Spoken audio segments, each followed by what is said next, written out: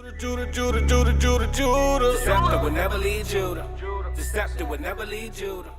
The scepter will never lead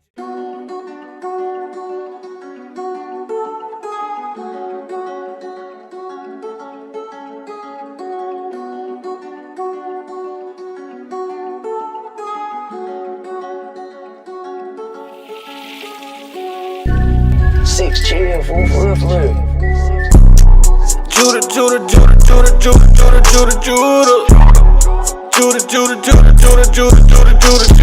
scepter will never lead Judah. The scepter will never lead Judah. The scepter will never lead Judah. I'm Judah. Christ sprang out of Judah. King David was Judah.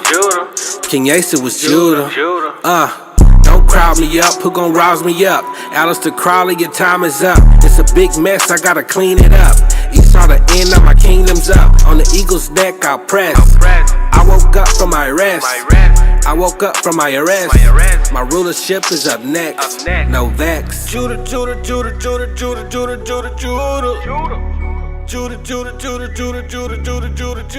scepter will never lead Judah. The scepter will never lead Judah. The scepter will never lead. Shalom Yasharallah. Shalom. Welcome to another class here with ISBHBK. We are located here in Houston, Texas. The school address is 8524 South Braeswood Boulevard, zip code 77071. Class times and days is Mondays and Wednesdays from 7 to 9 p.m. Fridays from 6 to 8. Saturday from 10 a.m. to about 2 p.m. And we do ask that you like, share, and subscribe to our YouTube channel. And also, we got a school in Norfolk, Virginia. The address out there is 2610 Granby Street, Norfolk, Virginia. Zip code 23517. Class times and days is Tuesdays, Thursdays, and Fridays from 7 to 9 p.m. Eastern Time. We ask that you like, share, and subscribe to the Norfolk, Virginia channel. And also, we have a school in San Antonio, Texas. Their address is 4444 Walsham Road, Suite 201, San Antonio, Texas. Zip code 78218. And their class times and days is 7:30 to about 10 p.m. And I said class times and days. Their class times and days is Mondays and Wednesdays from 7:30 to about 10 p.m. Friday, same thing, 7:30 to about 10 p.m. And Saturday is from 10 a.m. to about 2 p.m. And we ask that you like, share, and subscribe to their channel as well. So you got the ISBHBK channel, the ISBHBK Virginia channel, and the ISBHBK San Antonio channel. Also, we ask that you like, share, and subscribe to all our media outlets. The 5 Minutes of Wisdom, the Hidden Truth Bible Show, and the Israelite Media Corp. As soon as you click on the ISBHBK channel on your YouTube, all those other channels should pop up. So we ask that you like, share, and subscribe to all those other channels. Also, Mashaba with Priest Tazapah and Banabad, they do the Blog Talk Radio starting at 10 a.m. And they do that from Tuesday to about, they do that from Tuesday to Sunday. And on Sunday, they do a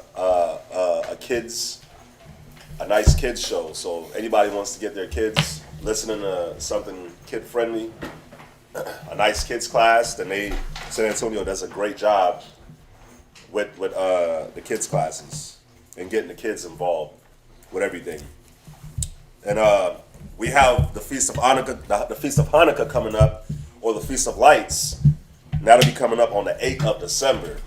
And just like that, we almost there. That's what, 3 weeks, 2.5 weeks, something like that. We're already on the 18th. So December the 8th will be Hanukkah, and we'll be feasting from December the 8th to the 15th. We won't be having class on those days, so prepare for that, definitely. And if you'd like to get a garment made, we do have the Fringed Up subscription, and we do, definitely hop on Israelwear, get you a nice custom garment made, custom headbands, shirts, pants, jackets. You know what I'm saying? Anything that you would like to get made, just hit us up through Israelwear. Fringed Up, you get a nice shirt mailed in, a shirt with a headband, mailed in, $35 for the shirt, including shipping. and it's a monthly subscription, and it's $70 for the shirt and the matching headband. And also, we do the Hebrew Academy out here in Houston every Tuesday and Thursday. And if you would like the Zoom link, just definitely hit us up. We'll send you the Zoom link. If you're out of town, you know, you can participate. Brothers is definitely making a lot of progress with the Hebrew Academy. And they do it every Wednesday out in Virginia. And if you'd like to contact any of the priests, Priest Quatazop's to my right. His number is 303-557-8979. Kazakia's number is 757-300-4047. He's out there in Virginia. And also, we ask that you please support our business. The business is Sweet Ambiance. You know, hop on sweetambiance.com. You know, you get you some nice fragrance made, soaps, lotions, things of that nature. And if you'd like to send in any donations, if you'd like to help out the school in any way, just hit us up and we'll send you an address where you can mail any supplies, anything like that you want to give to the school. Just hit us up. We'll send you an address where that can be done. And also, if you'd like to help out with any of the bills, the rent, anything like that, any alms, anything like that, then the Wells Fargo account number should be on the screen, and the Zelle, the link for the Zelle, that should be on the screen too. And if you're having any trouble with any of that, just hit up one of the priests, Kazakia, Quatazop, and we'll get you in touch with how you can help out the school. Any contributions is definitely welcome and needed. So that's it for the announcements. Listen, we have a dope class set up for you guys today. We didn't get to drop it last Wednesday, so we had to do a audible, which means you change the play. For anybody that knows football, you change the play from the play that you was ready to run. So we're gonna run the right play today. Yeah, it's another sisters class. In this class, we're gonna go over a few key things, man. I kind of touched on it a little bit during the Sabbath reading, where we were reading about the story with Rebecca. But what I want to go over today, and I want this to be a class where you sisters, you match yourself up to what the scriptures say. The title of the class is, you could title it, Sisters, What's Your Rank? Right? What's your rank? Con. And we know that women don't have rank in the scriptures as far as officer of 100, officer of 1,000. Y'all ain't got a rank like that, but there is a ranking system. There is a ranking system that the Most High gave you sisters, that, there's 3 category of women that you can fall into. And if you're a woman that has a man in the truth, you should only fall into one category. But, again, I'm going to let the scriptures do most of the talking. Go to 2 Corinthians 13. This is going to be one of those classes where you just got to think about yourself, think about the way you roll, think about your spirit, think about the way you operate, the way you carry yourself, the way you talk, your discretion, your discernment. And all you got to do is just hold the mirror. The scriptures are the mirror. Yes, sir. Hold that up, look inside of it and say, is this me? And you just got to be honest. You got to be honest with yourself. The faster and quicker we're honest with ourselves, the faster we grow. Con. Right? So Can I say one thing on that too? Yeah. And also remember, you have the scripture where Christ gave the parable about, you being prepared for the wedding, being prepared for the marriage. So with the scriptures being our mirror, we're supposed to look in that mirror. We're supposed to look in the scriptures and see, okay, am I prepared? Is my hair done? How does my hair look? How does my dress, how does my garment look? How's my makeup look? All that. How do I look? So, when we go through this class, just look at it. Like, how do I look? How am I presentable? And brothers too, you're gonna have to sit back and say, well, damn. Okay, let me. Gotta make different choices in life. So let's start at 1 Corinthians. Let's start at 2 Corinthians 13 and verse 5. Book of 2 Corinthians, chapter 13, verse 5. Go ahead. Examine yourselves, Right. whether ye be in the faith. Right. So the Bible tells us, and basically what I was saying earlier, the Bible is telling us to examine ourselves. Use the word and examine. Use this class and examine what level of woman are you? What's your rank? What rank do you have? What rank are you looking to obtain? Yeah. All right, go ahead. Whether ye be in the faith. Right. Prove your own selves. Right. Know ye not your own selves. Yeah, do you not know your own selves? The Bible is telling us. The Bible is telling y'all, sisters, be real with yourself. Be real with yourself. Stop faking the front. Stop perpetrating. Right? Stop perpetrating. Be real. Stop capping. Right? Stop pump faking. Stop pump faking. Right? Stop. The Bible is telling you, man, prove yourselves. Know ye not your own selves? Good. Go ahead. How that Jesus Christ is in you. Right. He should be in all of us. Go ahead.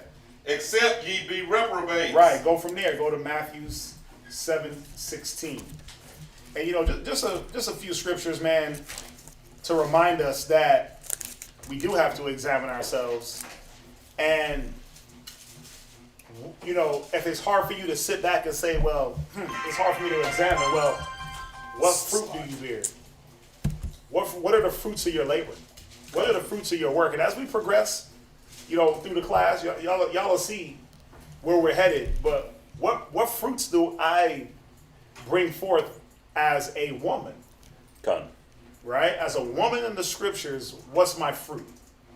Read Matthew 7:16. The book of St. Matthew, chapter 7, verse 16. Ye shall know them by their fruits. He said what? Ye shall know them by their fruits. I don't care who you are. You could be Mother Teresa, right? Or you could be the meanest dictator on earth. You'll be known by the fruit that you bear. Go ahead. Do men gather grapes of thorns, right, or figs of thistles? No, they don't. Right? No one plants a vineyard trying to get the worst of the vineyard. Nobody plants trees and grapes trying to gather the weeds, right? Or like it says, the thorns and the thistles, the things that are not useful. Go ahead. Ye shall know them by their fruits. He said, you shall know them by their fruits. Go ahead. Okay. We're at 17. I'm sorry. Right. Even so, every good tree bringeth forth good fruit. See that? Every good tree is going to bring forth good fruit. That's how you know what type of tree it is. Because the fruit is good. Go ahead. But a corrupt tree bringeth forth evil fruit. And that's how you know a corrupt tree. That's how you know a tree that, I can't eat from this tree. Fruit's rotten, right? The fruit got flies and worms and it stinks. Or a good tree, man, you're like, Dad, I can smell the juiciness of this fruit before I pull it off the vine. Right? Those navel oranges that just smell so good on the vine. The aroma. And then when you pluck it and you examine it, you're like, oh, this is some good fruit. I know this ain't got no worms in it, right? It's been cared for. It got good soil. Go ahead. A good tree cannot bring forth evil fruit. A good tree can't bring forth evil fruit. That's what the Bible is telling us. Straight up. It's not going to happen. You're not going to plant a banana tree, right, and get oranges. You're not going to plant a coconut tree and get grapes. You're going to get what that tree is. Go ahead. Neither can a corrupt tree bring forth good fruit. Go ahead. Every tree that bringeth not forth good fruit is hewn down. Then you got those trees that don't bring forth any fruit. Right? Read that 19 one more time. Every tree that bringeth not forth good fruit is hewn down. So that every tree that bringeth forth not good fruit. So if you're a person and your fruit,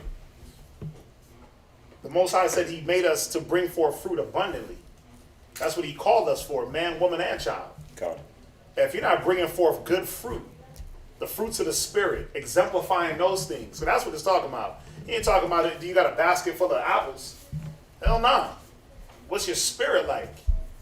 And you can't act one way and give off another whole vibe. Because what you give off, that's what matters. God. You can't talk one way and move around one way and then give off a whole vibe, a whole different vibe. The vibe you give off, the spirit you roll in, is what determines what manner of tree or person you are. That's how you recognize if a person is faking, playing games, right? That's right. That's how you recognize the different level where a person is at in their spirit. So what we're going to go into today is the 3 classes of women. We're going to deal with harlots, concubines, and wives. We're going to deal with harlots, concubines, and wives. And again, as we go through these scriptures, listen, all you got to do is just say, well, damn, I'm moving this way, I got to stop. Or I'm moving this way, I got to stop. Or I'm moving this way, I got to continue. That's it. That's all it is. Finish up verse 20. Verse 20. Verse 19. Okay. 19 and verse 20. Okay. Every fruit that bringeth not forth good fruit Right. is hewn down Go ahead. and cast into the fire. Uh-huh. Wherefore by their fruits ye shall know them. Right. By their fruits ye shall know them. So let's go into the first. Let's go into the first rank.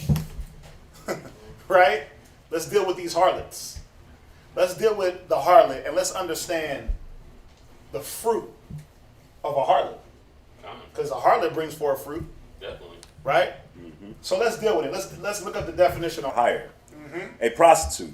A common woman. a what? A common woman. A common woman. Meaning she's everybody's girl, B. Wow. Right? Like she's common. Like, oh, her? Oh, yeah, I know about that. Yeah. Me and the homeboys, you know what I mean? Me and the homies. Or it didn't even got to be on that deep of a level. Oh, yeah, I know her. She's always around. Yeah. She's always just lingering. She's the lingering spirit around men. Yeah. You know, you got that one woman that just always want to be around the fellas. And she lingers. She might not be getting laid by all of them, but she lingers around trying to attach herself onto something. Come. Right? It says a common woman. What else? It says one who forsakes the true God Ooh. and worships idols. Woo! Now that's going into spiritually, right? That's now going because a harlot, and as we go through these scriptures, we're gonna see that a lot of us, man, a lot of you sisters been moving like harlots spiritually. You just because you ain't laying down for 50 men, but you laying down for something other than the Most High, and you, like the scripture says, you know them by their fruit. Right? A good tree cannot bring forth corrupt fruit. From there, finish that definition. You're going to go to Ecclesiasticus in the Bible. Ecclesiasticus. No. Ecclesiasticus. I'm tripping. Right? That's in the Apocrypha. Okay. Pardon me, y'all. I got a real bad headache. Ecclesiasticus chapter 9 and verse 3. Hold that. Finish up that definition. It says a servant, a rogue, a cheat. A servant, a rogue, a cheat. Go ahead, what else? Wanton. Right? Lewd. Right? Low. Right? Base. She's low and she's base. Go ahead, what else? To practice lewdness. Right, so you see that these are the characteristics. You know them by their fruit. These are the characteristics of a harlot, just by definition. So now, again, examine yourself whether you be in the faith. What's your rank? Do you fit some of these characteristics? Are you base? Are you low? Are you lewd?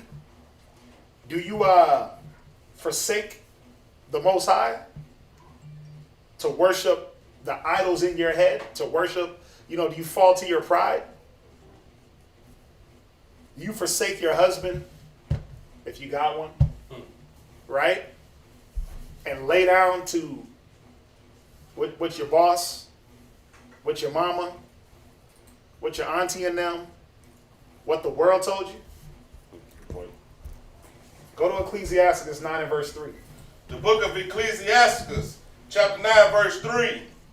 Meet not with an harlot. Right. See, the Bible says, meet not with a harlot. Yeah. The Bible says, don't even come into the presence of this woman. Why? Because there's a certain mind state that a harlot possesses, where it's not the mind state of, I want to settle down, I'm trying to build, I'm trying to promote the Most High. I'm trying to snatch whatever is in my grips. You know, like the Venus flytrap. Y'all ever see that? That plant?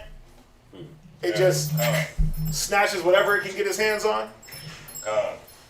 It says, meet not with a harlot. Go ahead. Lest thou fall into her snares. Wait, unless you fall into her what? Her snares. Yeah, because her whole motive, her whole objective is to set snares and traps. Her whole motive is literally against what, as we go through these other categories, her whole motive is against these other two categories. Her whole motive is what? To set a trap, set a snare. So what is it showing about a harlot that is not in the definition? She's selfish. She's about herself. Yeah. She's only for her gain. You see that? Can't trust. You can't. She's not trustworthy. She lie all the time. She gonna lie. She gonna cheat. She gonna steal. Got that lion demon on her. Why? Because she got to keep up her lewdness. Yeah. But she lies. She cheats. She steals. Why? Because she is base. Because she is low. Always in the street. Always in. Oh, we gonna get there. We gonna get there. But you're right. Always in them strizneets. Always trying to move around and try to be caught up in something. But most importantly, why does she gotta lie? Why does she gotta cheat? Why is she not in the mind of the Most High? Well, because her mind is set on carnal. Her mind is set on her. Her mind is set on the immediate goal, right? Which is the immediate come up. Right. You see that? There's no longevity in her foresight. She just here for the moment. She just here for the moment. And we know what a harlot is about. She's about taking that beef, right? And getting sent off. I mean, let's be honest. On to the next. On to the next. Right? So, what's that?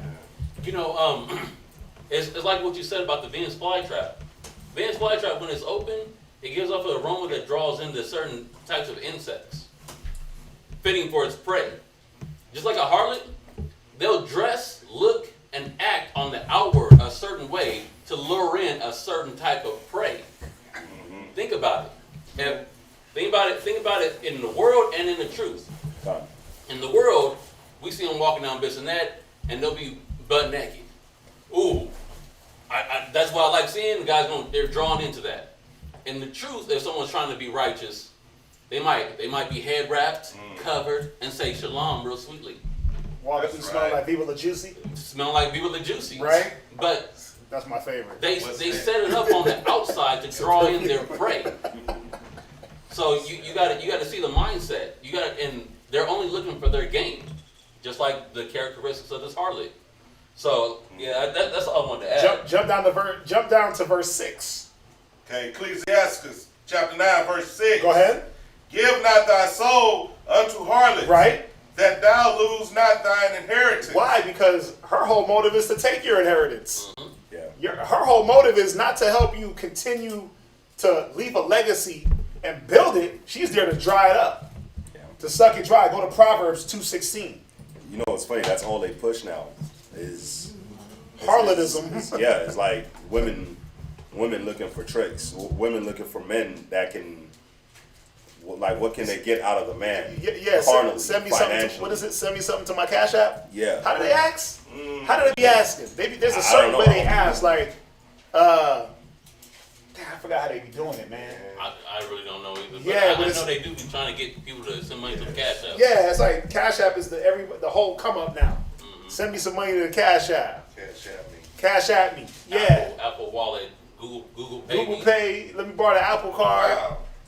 That's the first thing they be on before they even get to know you. Mm-hmm. Before they get to know you, and we know that's the carnal outward. And as we go through, because all we're really doing is going through the characteristics of a hoe. That's all we're really doing is going through the characteristics of how this woman presents herself, how she gets a man, and what her motives are. So again, you got to ask yourself, do you match up? Do you match up? And then also spiritually, do you match up? Because you could be doing all those, no, right? But what's your spirit? What's your spirit like? Are you ready to take your talents to a whole other team as soon as things get hard? Right? Oh, I'm taking my talents to South Beach. Oh, I'm taking my talents to the next Israelite man. Oh, I'm taking my talents over here to the next camp. Right. Because y'all talking to me too rough. Because y'all keep checking my spirit. Cash at me, daddy. Wow. Proverbs 2:16. Is that it? Is that the same? Proverbs 2:16. Proverbs That ain't chapter 2, verse 16. That's a good one. Go ahead. To deliver thee from the strange woman. Go ahead. Even from the stranger. Even from the what? The See, stranger. these harlots, man, they're strangers. They're strangers to the Most High. Because it tells you they've already forsaken him. So their mind is strange to the concept of order, balance, building, nationhood, motherhood. Their mind is strange to those concepts. Yeah. Respect, submissiveness. Go ahead. Which flattereth with her words. But all she'll do is she'll flatter with her words. She'll talk a good one to get herself out of situations. She sure will. She'll make sure she goes to every source she can to make herself appear a certain way. Oh, definitely. I'm righteous, brother. She'll flatter with her words, and she'll say things in certain voice tones and certain ways. Oh yeah, Like like they pull. She knows how to pull your strings. cash at me, daddy. You know, I can't say it. Nicodemus. Some long eyelashes. Oh, we ain't there yet. yeah, Oh, they- no. they- We gonna go there. We gonna go there. I got all that in there. I'm just dealing with how she talks and her motive. Her motive is to flatter with the words. Oh, you the one and only, right? You my one and only. But what's going on in her mind? She's saying you're the one and only, Right. but she just topped off the next cat, right? Rubbing you on the back, talking about you the one and only. And in her mind, she's already on to the next cat or the next situation, right? Or her mind is, yeah, I'm about the Lord. I love the Most High. Yep. But she's like, man, I can't wait to do Christmas again. Christmas coming up, nigga, what you buying me? Thanksgiving Coming up, what's up with the turkey? Right? My mama and them said we got to be over there, but we got Hanukkah. But I don't want to do Hanukkah, really and truly. I'll front for Hanukkah, but in my spirit, I'm trying to get Thanksgiving. I'm trying to get Christmas. I'm trying to get New Year's popping, son. Yeah. Trying to get litty, right? God. In her mind, in her spirit, it's yeah, I'm with you, I'll die with you. But as soon as opportunity presents itself, man, she's gone with the wind. Because that's what a harlot is built for. A harlot ain't built to stay around. A harlot is not meant for stability. So brothers got to check themselves and say, wait a minute, did she flatter me? Did she flatter me with her words and bat her eyelids and come with the beautiful dress and lure me in to her claws, her sneers? Now everybody reevaluating their relationships, huh? Read on. 20 years. Rethinking it now. Yeah, you 20 years in, you like, damn, did she get me? See, Go ahead, read. Which forsaketh the guide of her youth. Wait, she does what? Forsaketh the guide of her youth. See, a harlot is about forsaking what's right. Yeah. The guide of her youth, man. Who was the guide of her youth? Who was teaching this woman in her youth? Her mother, her father. The words of the Most High. She was like, nah, I'm putting that to the side. I'm going to do me. Go ahead. And forgetteth the covenant of her power. Go ahead, read verse 18. For her house inclineth unto death. What does her house do? Inclineth unto So the death. Bible is telling you that there's a death spirit in this woman's house. And it might not be, oh, she's pulling out the cleaver and stabbing you up, but you know what it is?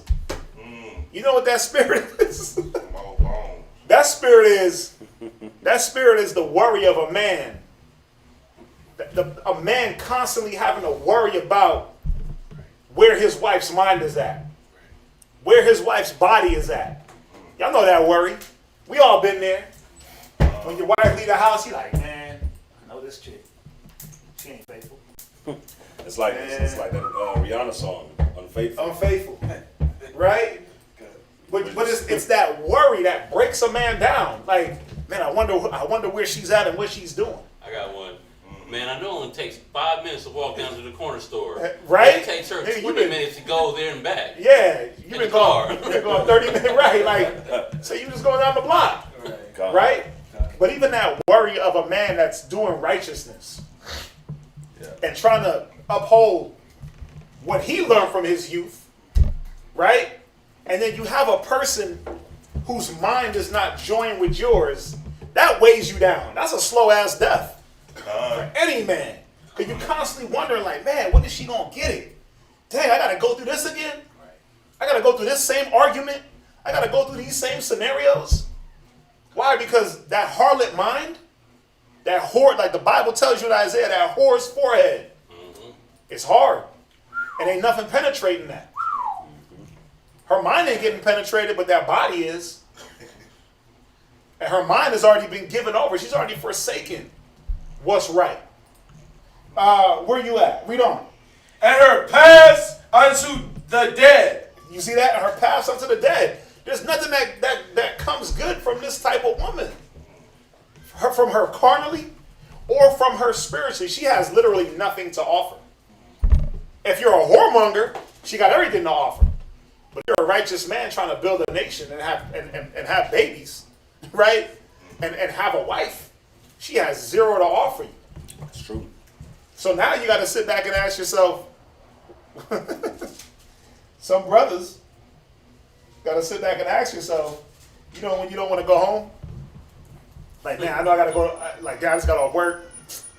Dang, I ain't trying to go home to her. Hell nah. Rather hit the bar. I'd rather hit the bar. I'd rather hit the homie's house. I'd rather just be in the streets driving. Yeah. Right? You got a revoked license, no insurance. Right. But you rather be in the car just riding dirty because when you get home, you about to deal with this type of mind state. It's worse than like the scriptures say, the wickedness of a woman, right, is above all wickedness. He said, I'd rather dwell on the rooftop of a house than dwell with a wicked woman. But imagine, but that wickedness, part of that is where her mind is at. Part of that is that she's not there to do what the Most High says she's there to do. She's there to do her own agenda, and you know that in the back of your mind at any time, she could be gone. She'd be gone with the next guy, gone with the next doctrine, gone with the next feeling, the next emotion. Yeah.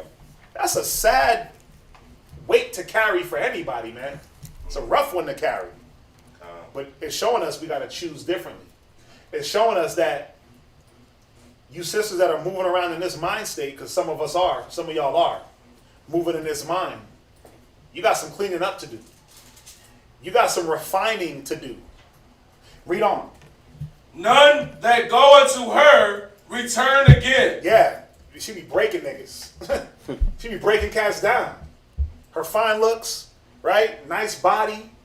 She smell good. Smell like, Viva La Juicy mixed with Ed Hardy.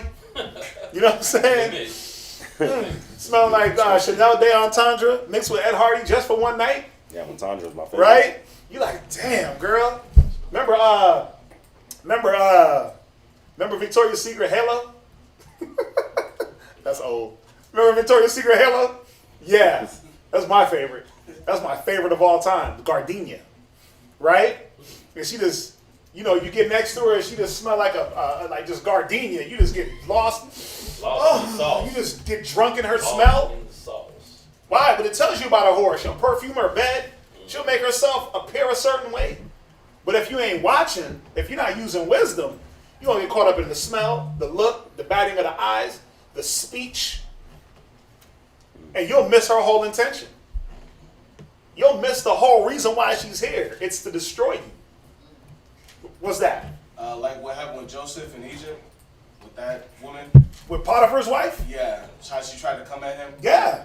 He had the wisdom and knowledge to know that what she was trying to do, she was trying to destroy him. She was trying to destroy him. She was trying to get him caught up in adultery. She was trying to get that man killed, all for her benefit. All in the name of popping from beef to beef. right? All in the name of sex, carnality. Yeah. Go ahead. Neither take they hold of the paths of life. Man, this is cold. Listen, you got, if you're not getting it right now, you got a lot of you sisters that are married to men that you're a married woman, but you move like a harlot. You move like a harlot. The scriptures say a wise woman buildeth their house, right? But a wicked woman destroyed with her own hands. This is that wicked woman. This is that harlot's mind that destroys her home because her intentions aren't pure. Go from there, Proverbs 6:24. You know, I wanted to say just on that verse 19, right? When it says, "None that go on to her return again, neither take they hold of the paths of life." You know, a lot of times you always hear in the world where a woman would be like, she'll be a good, decent woman, right? But then she gets with the wrong guy, and The girl gone bad? and then the wrong guy like just totally turns her left. Yeah, good girl gone bad. Good girl gone bad, right? We can reference Rihanna this whole class. But when you look at this, it's telling you that a woman does that too, because you have a lot of good men. How did those men turn into what they how did those men turn into dogs, or move the same way move the way that they're moving right now? It came from this, because it says, "None that go on to her return again." So that man, he goes and he'll fall in love with this woman, and he'll do anything for her. He'll be like Zero had the perfect song. I hate you. Like, everybody hates that song, but if y'all understand where he was coming from, it's true. You know, you'll find this woman that you'll give everything to her. You'll do everything for her, but she don't care. So when you do end up breaking the relationship off with her or leaving her, you're like, man, I'll never again will I ever let a woman bring me this low. Never again will I ever be like this towards a woman ever again. A lot of that happens to a lot of men, and that's why a lot of men are the way that they are. But then some don't even recover. Yeah. Watch. Go to Proverbs. Watch. Go to Proverbs. Read Proverbs 6:24. Some of y'all men can't recover from this type of woman. Yeah. Read.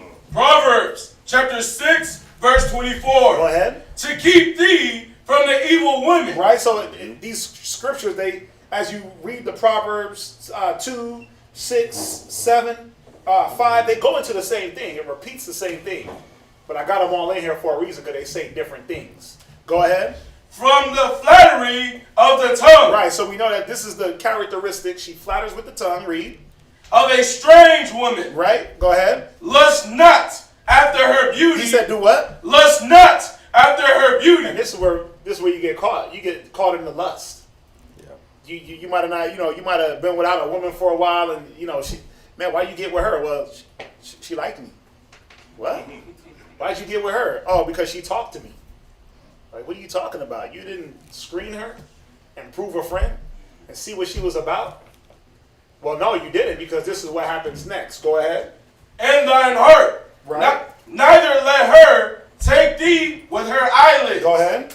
For by means of a whorish woman, right, a man is brought to a piece of bread. Yeah, because you'll lay with her, put babies in her, right? And her whole intention is what? The come up. Her whole intention is that, oh, I got him now. Guess what I got? I got a meal ticket. Yeah. If I don't like what he's talking about, man, I'm going to take them kids and dip. Now, any woman in the truth that's ever threatened her man to leave with the babies, you a hoe. I'm saying it straight up. Done. You in a harlot's mind state.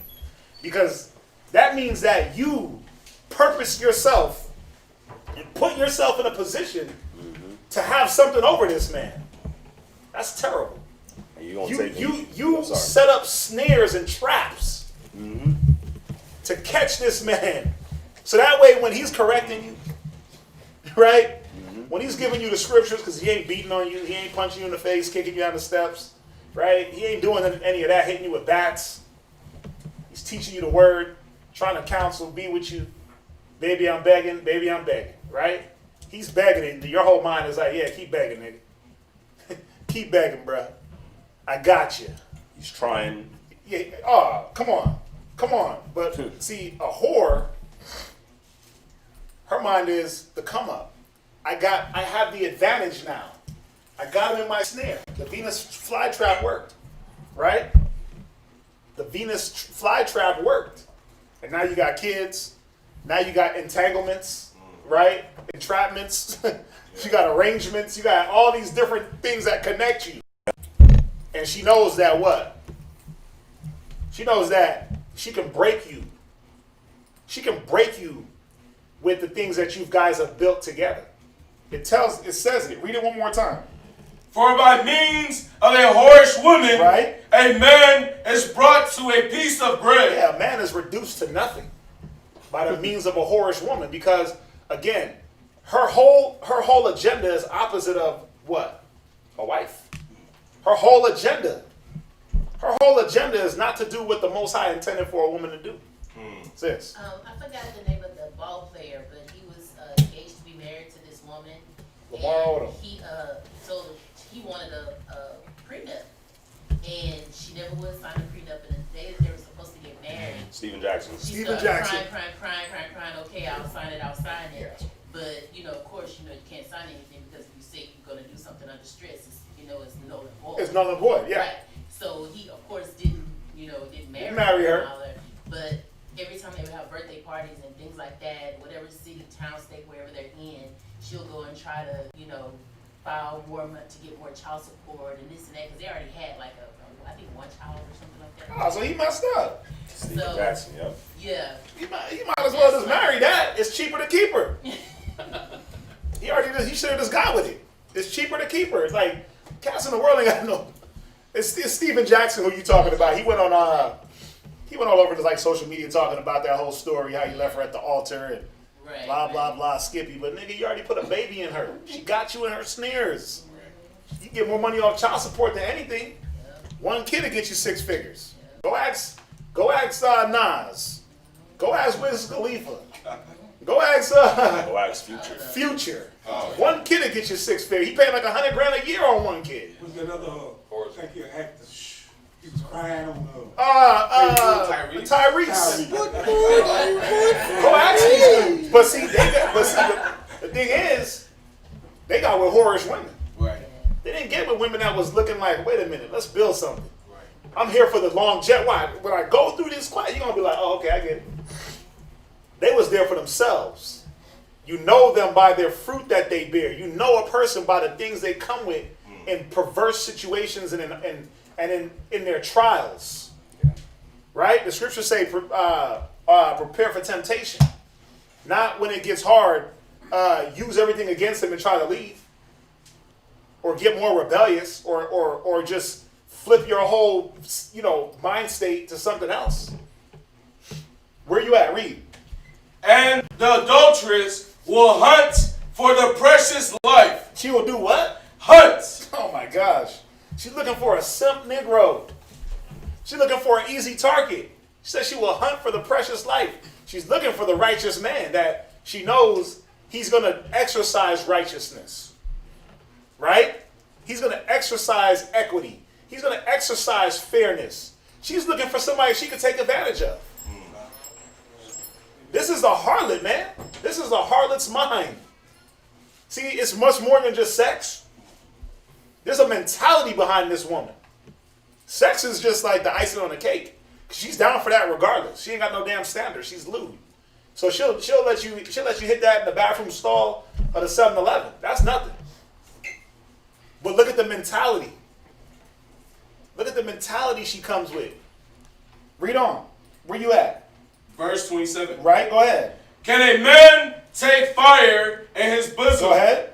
And his clothes not be burned? That's a question. Like, you mean to tell me you're going to deal with a hoe and not get burnt up? In her mentality? In her mind state?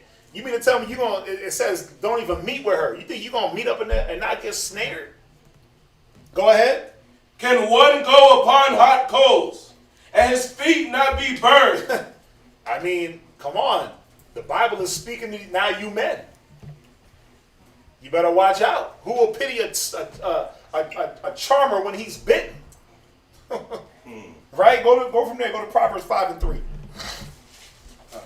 Go to Proverbs 5 and verse 3. Read that. Proverbs chapter 5 and verse 3. Go ahead. For the lips of a strange woman drop as an honeycomb. Yeah, man, she'll tell you what you want to hear. Baby, I love you. I want to be with you. I love them. You believe in God? Oh, I love Yahweh Shai. She already got his name down before you even taught her. I love Yahweh Shai. Right? Like, what? Where'd you learn that at? That's the one true God. Right? Like, she'll be in there with you, gassing you up. Go ahead. And her mouth is smoother than oil. Yeah, it's a smooth. And, the Spirit was showing me, me Lord. Right? The Spirit was showing me. Just comes Like, out. what? It flows out. Like it that. don't even seem like she had to think about it. It's just that was just in her. Like olive oil, man. God. It's smooth. Go ahead. But her end is bitter. Yeah, the end of those words, the end of that talk, is bitterness. You get with her 6 months down the road, what's happening? She biting your damn head off. She fighting you. She throwing scriptures at you. She checking you. She's not about her business. She about your business. Go ahead. As wormwood. Go ahead. Sharp as a two-edged sword. Yeah, man. Now you like, damn, what did I get myself into? Yep. No matter which way you go, it's death. You feel trapped. Oh, man. Brothers be feeling trapped. Like, oh, my God. What did I get into? Trapped, like R. Kelly trapped in the closet. Go ahead. Her feet go down to death. And guess what she's doing? She's dragging you right along with her. Her feet are going to death, and guess what she's leading her household into? You got kids with that. Right to death. Because her mentality hasn't changed. It's all about her gain, herself, her come up. It's all about flip-flop. A whore is double-minded. What does it say about a double-minded man? They're unstable in all their ways. There's no stability in this woman, man. Go ahead. Her steps take hold on hell. Right. Go to Proverbs 7 and 10. Go to Proverbs 7 and verse 10. So Proverbs. getting these characteristics, the scriptures say you know them by their fruits. Examine yourself whether you be in the faith. He that have an ear, let him hear. Right? It is the Spirit that beareth witness. I'm not saying that this is all of us, but some of us this applied to. Go ahead, read. Proverbs chapter 7 verse 10. And behold, there met him a woman. Right. With the attire of an harlot. Right, go ahead. And subtile of heart. Yeah, you see that? She's subtile of heart. Crafty, cunning. Her mind is sharp. She's witty as hell. It says she's low and base, but her mind is quick to do evil, but to do righteousness they know not. Yeah. Her mind is quick because she got to set them traps. She got to set them snares. She got to set up them lies. Yeah, it's my tablet. She got to set up them lies, right? She got to keep the lie going. Go ahead. She is loud. She is what? Loud. She's what? Loud. She's what? Loud. Yeah, man. She's loud. Always in the business. Always in the mix. Always barking at her husband. Because remember, there's some sisters that got husbands that move in this mind state. She's loud. Go ahead. And stubborn. And what? Stubborn. Yeah, she can't be told nothing. Oh, I ain't going to do that. I ain't going to do that. I'm going to do what I want to do when I want to do it. I'm not going to listen to what you're telling me because my pride is going to block all rationale, all objectiveness, all scriptures, all reasoning. I'm going to be stubborn like a damn ox, like an ass. Go ahead. Her feet abideth not in her house. These are the characteristics, man. She's loud, she's stubborn, she don't want to be at home. Go ahead. Now is she without, now in the streets, right? And lieth in wait. See, this harlot, man, always lying in wait. What's she waiting for? The next best situation. Next victim. The next victim. Or the next way to escape out of whatever situation she's in. Come on. How do I escape correction? How do I escape the chastisement of the Most High? How do I escape the rule of my husband? Well, I'm going to find some doctrine to get me out of it. I'm going to find some next camp to give me the out. Right? I'm going to find somebody to give me the justification. Go ahead. At every corner. So she caught him. Right? And kissed him. Woo, read. And with an impudent face said unto him, right? I have peace offerings. Yeah, with me. she'll give you gifts. She come with the gifts. Oh, I got this for you. And you like, damn, my boo is, woo, Lacing me righteous woman. Right? She taking care of God, right? You like, oh. Calling you auto one. Right? Hitting you, man, listen. Says she got offerings. Go ahead. This day have I paid my vows. Right, go to Proverbs 23 and verse 27. But this is what you got to understand about a whore. It looks good. It smells good. Right? It talks good. It's appealing to the senses. It's appealing, man. Oh, yeah. You want to touch on that? You like, oh, yeah, I could make that the wife. I could build with that. But what does the Bible say? Read. Proverbs chapter 23, verse 27. Go ahead. For a whore is a deep ditch. She say what? Deep ditch. She say what? Deep ditch. That's physically and spiritually. She's deep. She's deep. All she got is WAP. Right? That's the video? WAP. Yeah, That's all she got. That's all she got to offer. She's a deep ditch, man. She's a deep ditch and anybody can fall in. Anybody can fall in. She'll accept anything. Any mind state, any mentality, any doctrine, any teaching. If she don't like the way it's going, I'm going to go to the next thing that makes me feel good. Ain't that what a hoe about? If it don't make me feel good, I can move on to the next thing. So, think about it. I want y'all to think for a second. You sisters. You got man-hoes. You got men-hoes too, right? Man-ho. You're a man-ho. You're a man-ho. No, I don't call them whoremongers. I call them man-whores. You're a man-ho, right? Spiritually, you got men-hoes too. That what? The Most High, it's hard. He the Most High, my life. Right? Most High don't love me. God ain't with me. So then you go to a different God? Dang.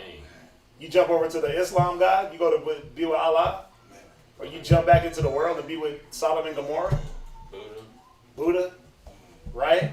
God ain't with you, but you go to a different God that's going to be with you. Yeah, but it's all devilish after the Most High. Everything else is the devil. But think about it. A lot of us are laying down with the devil, spiritually. We're giving ourselves over like harlots to the devil. We open ourselves up and say, yeah, come on in.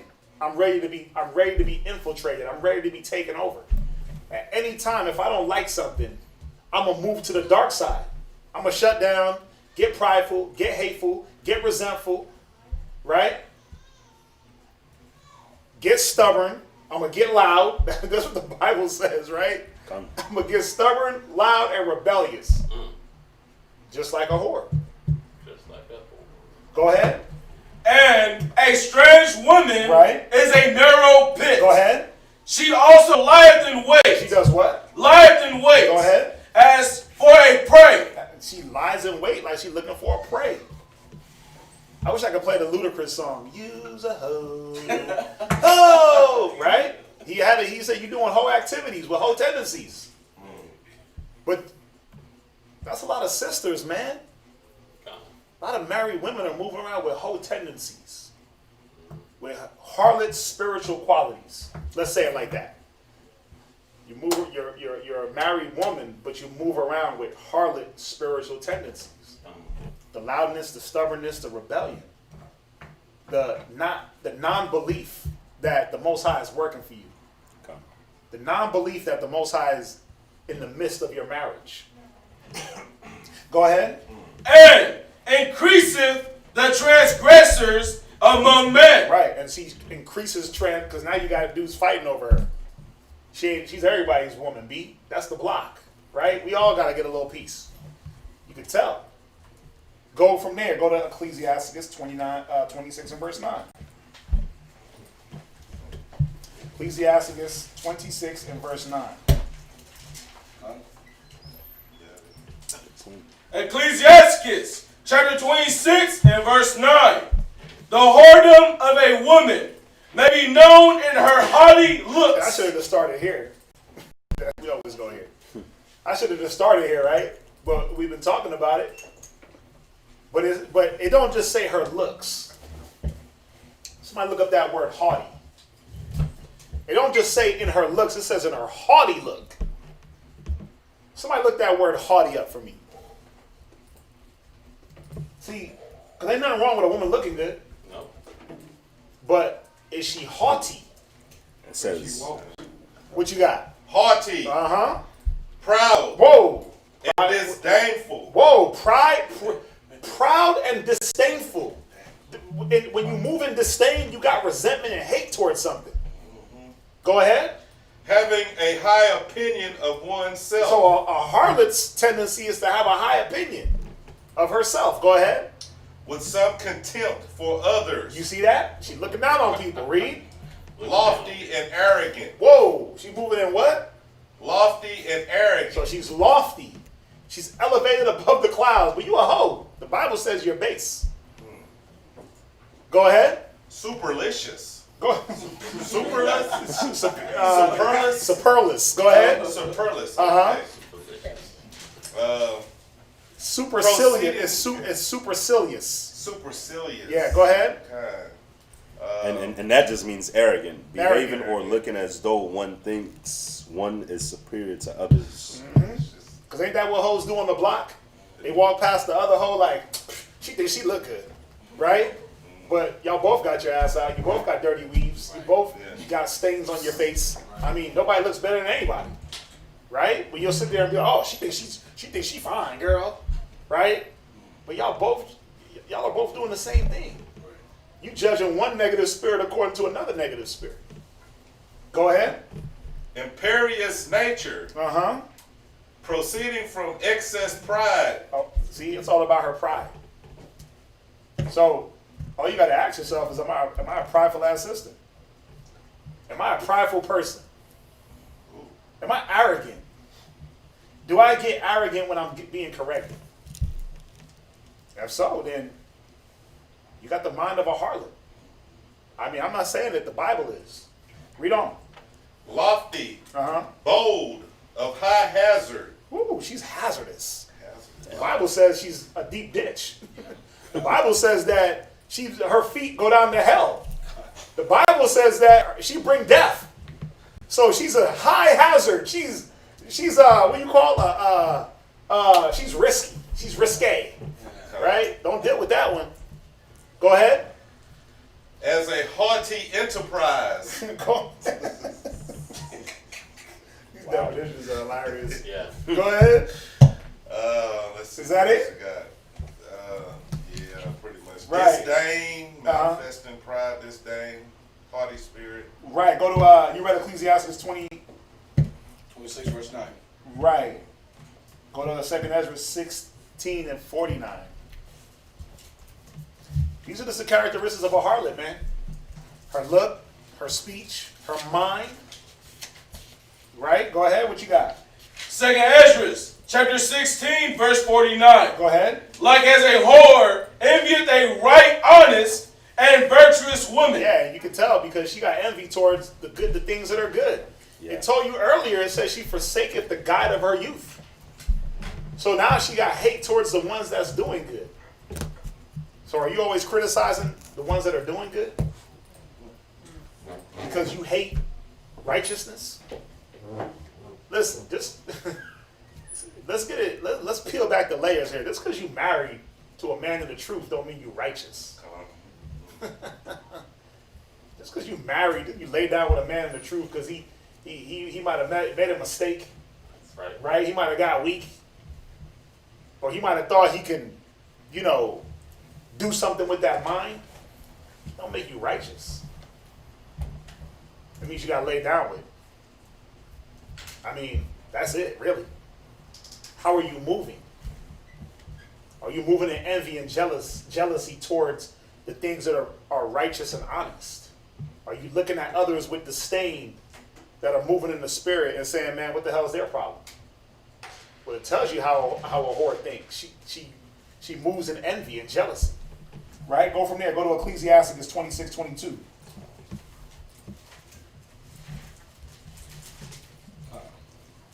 Ecclesiasticus chapter 26, verse 22. Right?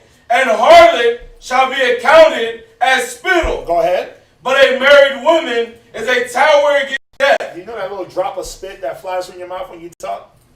You got that wet mouth? It lands on the ram's horn? That's that harlot. Boom. But a married woman is a tower against death to her husband. See, a married woman, she got no, a harlot, she ain't got no type of rank, stature, right? She has nothing going for her. She has no respect for this type of mind, for this type of woman. Right? Go from there. Go to Jeremiah 3 and verse 3.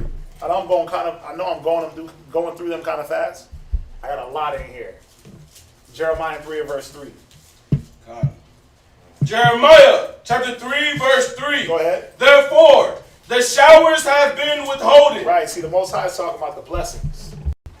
You ask yourself, man, is the blessings in your house being withholden, sisters? Is your house, is the latter rain been shut off? Has the sky been made brass and the floor been made iron? Go ahead. And there have been no latter rain. Go ahead. And thou hast a whore's forehead. Right. That stubborn, hard-head, stiff-necked, prideful, disdainful. I like that. Disdainful. Haughty. I'm better than everybody, but I'm going to do things on my time. But if I don't like it, I'm going to just go do it on somebody else's time with somebody else. I could just go to the next one, or someone could easily come and infiltrate. Because that's what a harlot's about, just being infiltrated. But it's funny. You know, a harlot gives herself, right? She makes sure that herself is open to be taken. These women that's walking up and down these streets, they're ready to give themselves, right? As soon as you slow your car down past 20 miles an hour, they trying to run up to the side of the damn car. You got to be careful on this and that. You're trying to stop for the light, and they'll hop right up in the whip. You like, whoa, hold up. I wasn't trying to put, no ma'am. Y'all think we playing? You got to ride with your doors locked. You got to ride with, they'll hop in your car. You right. If you slow down enough, and there'll be lights right there. They just wait right there. Because they're ready to give themselves. Yeah. That's what a whore is about. Giving herself to anything that slows down long enough to look at her and hear her. Is that what you're about? Let's go to the next one. So we dealt with the harlot. Let's deal with, which is my favorite, the concubine. Let's deal with the concubine. Again, a lot of sisters got husbands in the truth, but you roll like a concubine. You're like, oh no, but not me. We had sex. It says we're married. Yeah, concubines are married too. Concubines are married too. They're just on a lower level. Let's deal with the concubines mentality. Now, I want y'all to think about all the stories of concubines. Who remembers a few stories about concubines in the scriptures? What you got? Sarah and Hagar. Right? And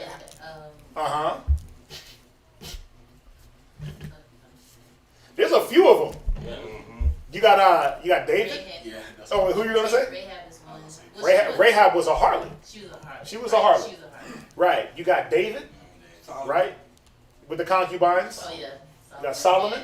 But nothing happened with, think about it. When I say David and his concubine, what happened with David and his concubines? What happened? His son slept with them on top of the tower. They got laid with, right? No. What happened with Jacob and his concubine? Hell no, she didn't run away. She got hit by his son, right?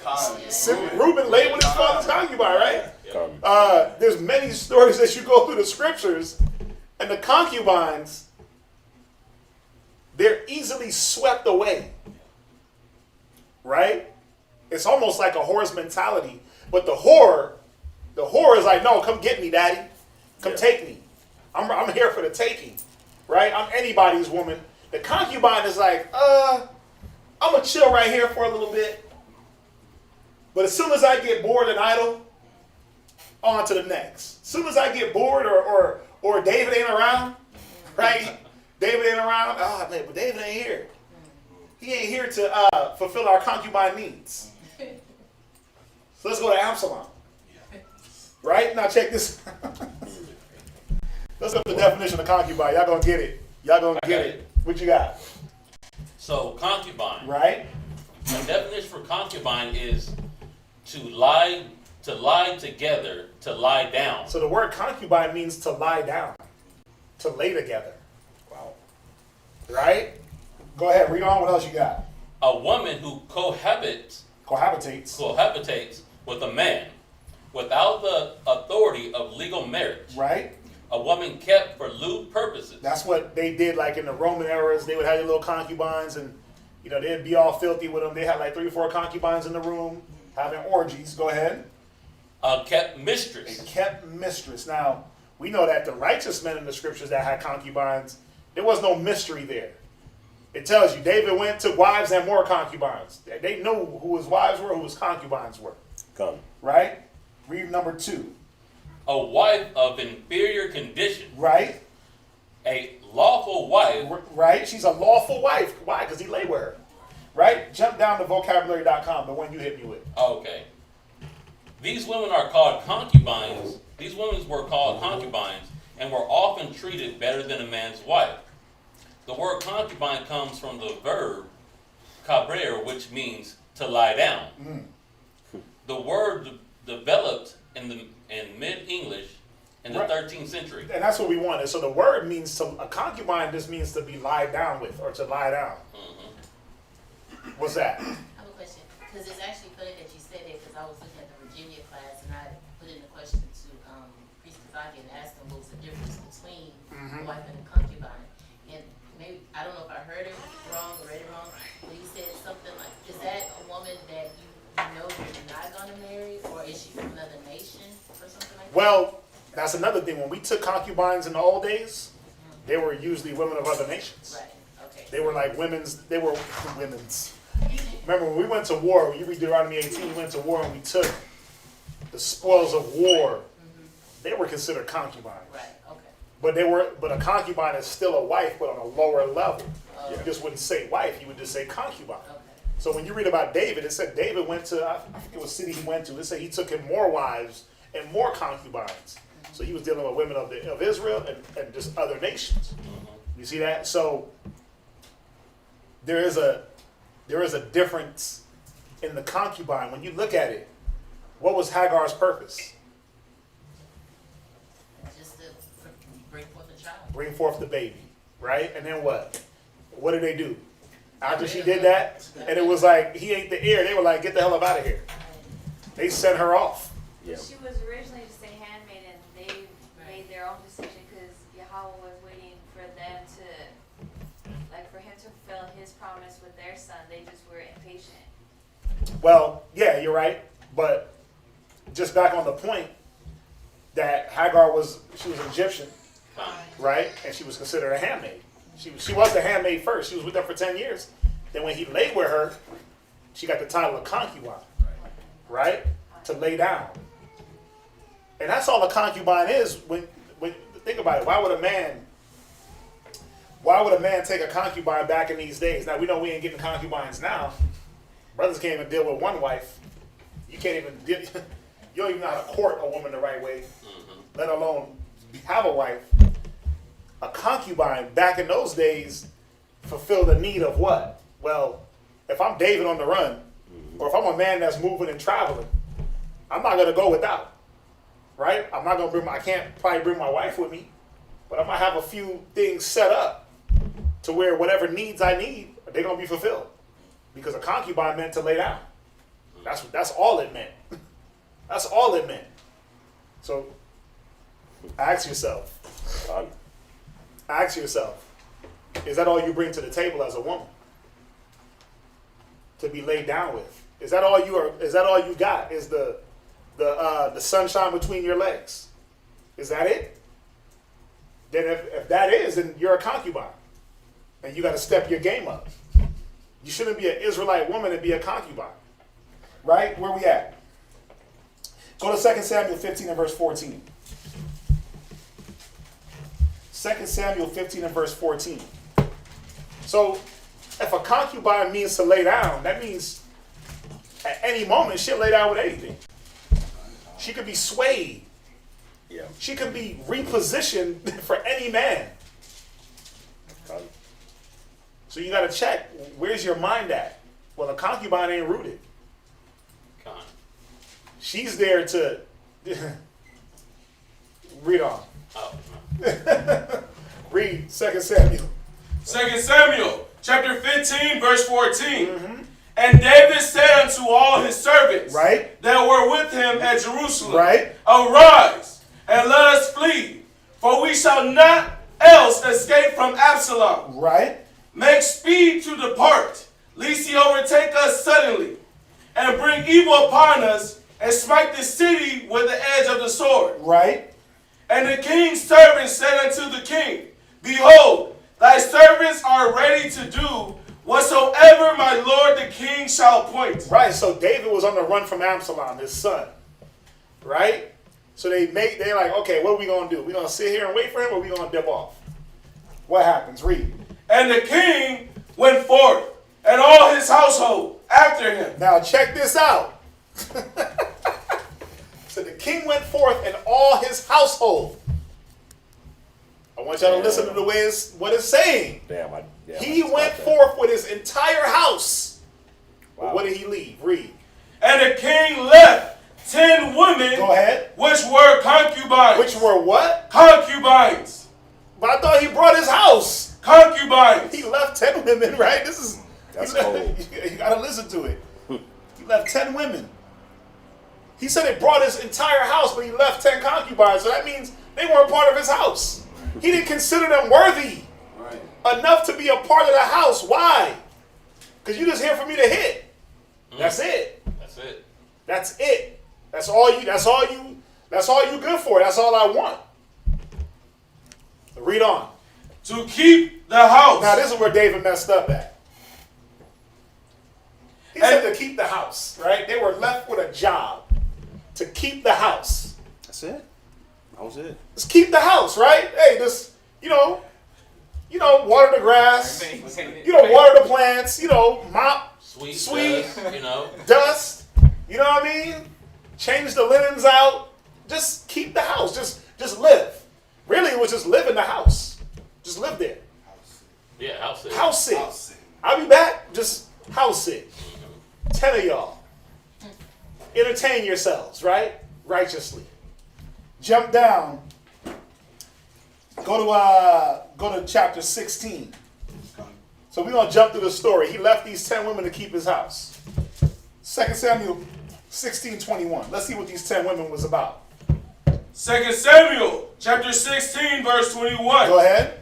And Ahithophel and unto Absalom, go in unto thy father's concubine. Go ahead. Which he had left to keep the house. Wait, he left them to do what? Keep the house. Go ahead. And all Israel shall hear that thou art abhorred of thy father. Then shall the hands of all that are with thee be strong. Right, verse 22. So they spread Absalom a tent upon the top of the house. These women didn't even have the decency to be in the house. They put a tent on top of the house. Go ahead. And Absalom went in unto his father's concubine. Yeah, he went and hit all 10 of these women. They were left for a purpose to keep the house. But think about it. It said David took his whole house with him and he left them 10 women because a concubine wasn't, they didn't have no say. When you look at a concubine as opposed to a wife, a concubine made zero decisions. Give me that in that Zondervan. She made zero decisions in the household. So guess what? When we got to go travel or we got to go handle some business, you can stay here and just do whatever you do. Just be the one to get laid down with. That's crazy. But again, Examine yourself whether you be in the faith. You know them by their fruit. A good tree can't bring forth corrupt fruit, and a corrupt tree can't bring forth good fruit. Where's your mind at when your husband leaves you for a duty? Where's your mind at? Is somebody going to easily, because remember, the harlot, she's ready to give herself to any opportunity. Yeah. The concubine, she's set to task. Like, oh, go ahead and do this, handle this, do this. But does somebody come and easily throw you off task? Where next thing you know, you lying down with that opportunity? Or that mentality or that mind state? You ready to just spread your legs to anything that walks up? Any type of mind state? Any type of spirit? You got to ask yourself. I'll say it again. There are many married women in Israel that move like concubines because of your mentality. Go to 2 Samuel 20 and verse 3. Read that. In the Zondervan Bible Pictorial Dictionary, when you read down in concubine, it says about the middle of the definition. It says they enjoy no right but lawful cohabitation. That's it. Your lawful cohabitation means lawful sex. You get to live with a righteous man. That's it. And you're there to do just what it says, to lie down with. One more sentence. Oh, go ahead. They had no authority in the family. Now, ask yourself this, you wives. Does your husband give you authority over anything? Can he trust you? Can he trust you to keep the house? Keep the house, babe. I'll be back. I got to go do my thing. It's just a house. Right? I got to go do my thing. Mm-hmm. This is going to be your thing. Stay on task. Stay on this task. I mean, you got to ask yourself, does your husband even trust you to give you the task? Or does he got to make sure that everything's set up the way he wants it? Because when he gives you the task, he knows that you got that concubine spirit on you. That you'll jump from this idea to this idea. Then you'll jump into the horse spirit where it's like, well, I told you to do it this way. Well, I don't want to do it that way, nigga. Some of y'all might as well say that. That's how you act. You go from concubine to whore, right? You downgrade your rank. You know them by the spirit. You know a tree by the fruit it bears. God. So what fruit are you bearing? This is the question. I'm not don't shoot the Samuel, 2 Samuel 20 and verse 3. 2 Samuel chapter 20 and verse 3. They all log off? Let's see. What we got? Go ahead, read. And David came to his house at Jerusalem. So David came back to Jerusalem, right? Thinking like, man, the house is about to be dope. It's camp. I got 10 women that cooking. I can walk up, roll up to the crib. You can smell food cooking through the walls. Got something prepared. Go ahead. And the king took the 10 women, his concubines, right, whom he had left to keep the house. And what did he do with them? And put them inward. Yep. And fed them. Uh-huh. But went not in unto them. Yeah, he had never dealt with them again. He made sure they got something to eat and some shelter. But now they couldn't even be concubines no more. They couldn't even be laid with. Right. Yeah. They couldn't even fulfill that duty. Why? Because as a concubine, you weren't supposed to be so quickly diverted. Right. You weren't supposed to be so diverted to now you're not even fulfilling a concubine duty. Like, what duty are you going to fulfill? What do you want to be? Go to Genesis 35 and 22. Oh, I mean, bro. No, don't go to Genesis. Go to that Genesis 35:22. Write it down. That's when Reuben slept with Jacob's concubine. Go to Judges 19 and verse 1. Judges 19 and verse 1. Let's deal with this other situation of a concubine. You got concubines starting whole damn wars in Israel, man, because they can't keep their damn legs shut and mind straight. But forget about Israel. Are you kindling a war in your house? That's more importantly. You got a war within yourself because of that concubine spirit, that harlot spirit. Go ahead. Judges chapter 19, verse 1. And it came to pass in those days, when there was no king in Israel, Right? that there was a certain Levite sojourning on the side of Mount Ephraim, So there was a certain Levite sojourning on the side of Mount Ephraim. Go ahead. who took to him a concubine. Yeah, he messed up. He should have took him a wife. Ha! Ha!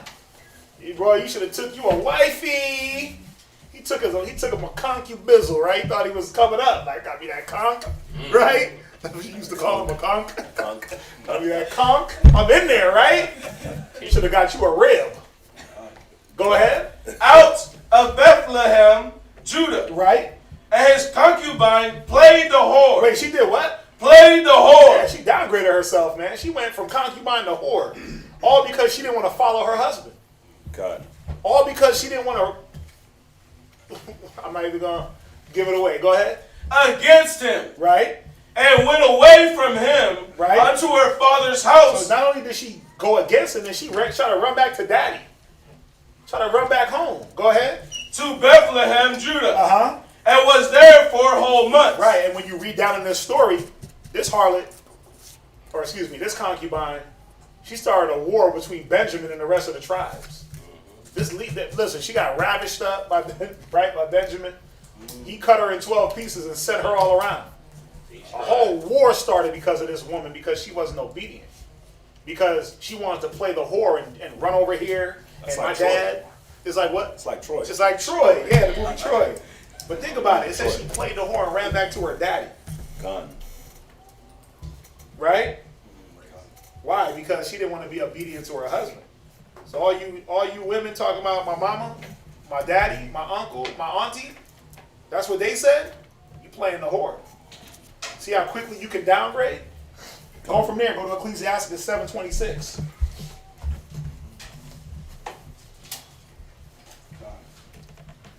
Ecclesiasticus chapter 7, verse 26. Go ahead. Hast thou a wife after thy mind? Well, shit. A lot of us don't. Shit. A lot of us don't. The Levite didn't. David definitely didn't with these women. Go ahead. Forsake her not. Right. But give not thyself over to a light woman. Yeah, that's what a concubine is. She's a light woman. She's able to be lifted up and moved over into somebody else's bed real quick. Remember, the harlot wants to do that. A hoe wants to be in somebody else's bed while she's in your bed. The concubine is in your bed, and she's with you. It's almost like you got to keep gassing it up, and putting the battery in her back. And as soon as you stop gassing her up, she's like, this bores me. Oh yeah, she only wants the fun times. Yeah. She want to do all the activities, going out, the booing up thing, the Walks being laid down, walks on the beach. Walks on the beach. Let's go on dates. Let's double date, triple date, quadruple date, right? Let's have erotic adventures. Let's you know what I'm saying? Let's just go paragliding, right? Long walks on the beach. And as soon as you do it, but then you stop because you got to get to work. She's like, this bores me. Sound like Prince and Dave Chappelle. This bores me. Work? Maintain the house? Right. Keep the house. What? Nigga, I'm here for the fun. But that's how you know you're a concubine. If you're here for this fun, if you're here for this good times and pipe, then guess what? You're a concubine. You had your hand up. Oh, now it reminds me of that song. My girl likes to party all the time. Party all the time. Party all the time. Yeah. That's all you about? Partying? Yeah. Damn. Shot. And that's it. Then here you are. You're a concubine. And what is a concubine looking for if you're not always partying? She's looking for the next party scene. She's looking for the next fun time. With whoever is willing to offer. Right? With whoever is willing to offer. Yep. Her responsibilities mean nothing. She might have children. She's like, man, I can't wait to get back to this party life. I can't wait to drop these niggas off at grandmama's house. Right? I can't wait. Like, who's going to babysit? Right. Because I cannot wait. You just the whole time, you just party. Her whole mind. Party and good time. You know, it's crazy. I'm just sitting here thinking about like just the women that I have or I had in my life, including you know, aunties, grandmothers, cousins, friends, all that, right? Mm-hmm. And I'm really just sitting here thinking like, oh, okay, yeah, you're a harlot. all these people fell into the category of harlots. And you know, as we read Proverbs, I'm like, damn, you fit all of them? Right, yeah, like every characteristic. You fit all these. And then now we're going through concubines, and I'm like, now we're going through concubines, and I'm like, damn. It's like, there really and truly is like one or two that I can think of that's like, okay, this person was actually didn't fit none of these categories. Mm-hmm. You know, and I'm including grandmothers, I'm including aunties, mothers. So you're doing what I told them to do earlier. You're examining. Yeah, I'm examining all of them. Yeah. I'm like, damn, it's really like only two that I can think of. It don't matter the age, young, old. It's really only two that I can be like, yeah, you weren't the concubine or the harlot. Like these didn't fit you. Yep. Because it's a spirit. God. Right? He said, give not yourself over to a light woman. Go to Ephesians 4:14. A concubine's mind is easily infiltrated when the fun times cease. I want to have fun. Girls just want to have fun. Oh, girls, you just want to have fun. It's my birthday. That's I it. cry if I want to. Yeah, all that Cyndi Lauper 80s music, that's what they on. Go ahead, read. Ephesians chapter 4, verse 14. Go ahead. That we henceforth be no more children. Be no more what? Children. Concubine's like a big ass child. Go ahead. Tossed to and fro. So ask yourself, are you moving in a child's mentality? When it's not your way, all of a sudden you can't do nothing, you can't function, you don't want to be a part of nothing, you don't want to mess with nobody. I'm only here for the fun. I'll be tossed to this fun time, then this fun time, then that fun time. But when it's time for me to work and do something with my hands, wait, what? Spindle? The hell is that? Or to think. Or to think, or to keep. Just think. Listen, the Bible says the keeper, they were supposed to keep the house.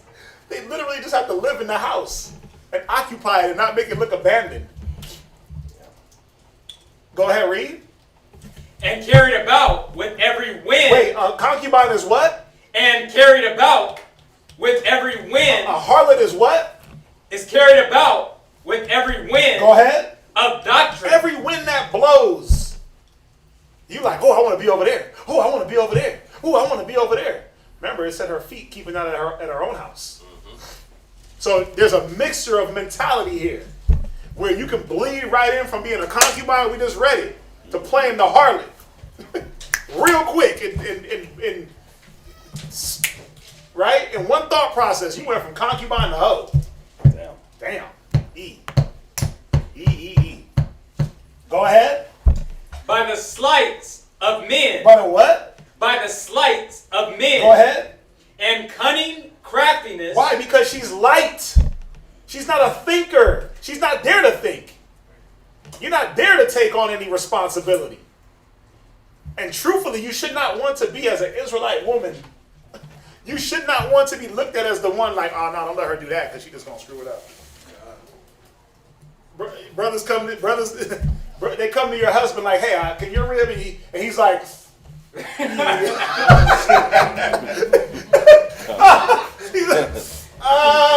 she ain't ready for that yet. But she been here 10 years, but her processor ain't really processing. Her computer ain't computing. Let's hold off on that and give that to a more seasoned sister. But she's a 30-year veteran. I know I know, but let's get into the next sister. God. It's a sensitive topic. But all we want her to we just asked her if she could just, serve a few plates, cook a few meals, be an example. Damn, she's that light? Whoa. I don't know about that one. Like you burnt your finger. Go ahead, read it. Whereby they lie and wait to deceive. Go ahead. She's easily deceived. Go ahead. But speaking the the truth in love Right? may grow up into him Go ahead. in all Right, things. no, that's it on that. Okay. That's it on that. So let's think about it. Let's think about something. Let's think about Eve real quick. Eve went from a category to a category real quick. You know what's funny? I thought about Eve that became a damn concubine earlier. spiritually for a second. And she was treading on the doorsteps of whoredom. She was treading on the doorstep. She was walking that fine line of being a hoe. We talk about Eve. Eve, right?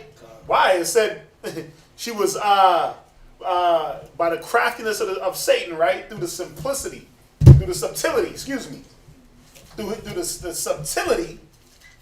she was I'm butchering the scripture and I know the damn scripture.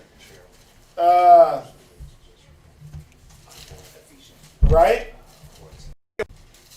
She was caught through. 2 Corinthians She was 13 and right. She was No. caught. It is. No, it's I not. was going 13 and 8. No. Yeah, here it is. 2 Corinthians 11. But I fear least by any means, as the serpent beguiled Eve through his subtlety, so your minds should be corrupted from the simplicity that's in Christ. Eve's mind was corrupted from a wife to a concubine status. Boom! Boom! The mother of all. Concubine. Like, damn, how'd that happen? Because it said her mind was corrupted. What was that scripture? That's 2 Corinthians 11 and verse 3. Her mind was infiltrated. Boom. Lost her rank. She got busted down. Real quick. She got busted down, man. You got to retake her test, do all that. She lost her rank. She lost her stature. Because why? She let her mind get infiltrated. She stopped being what the Most High said she was supposed to be. As we go into these other scriptures. Go to, I'm not done yet, though.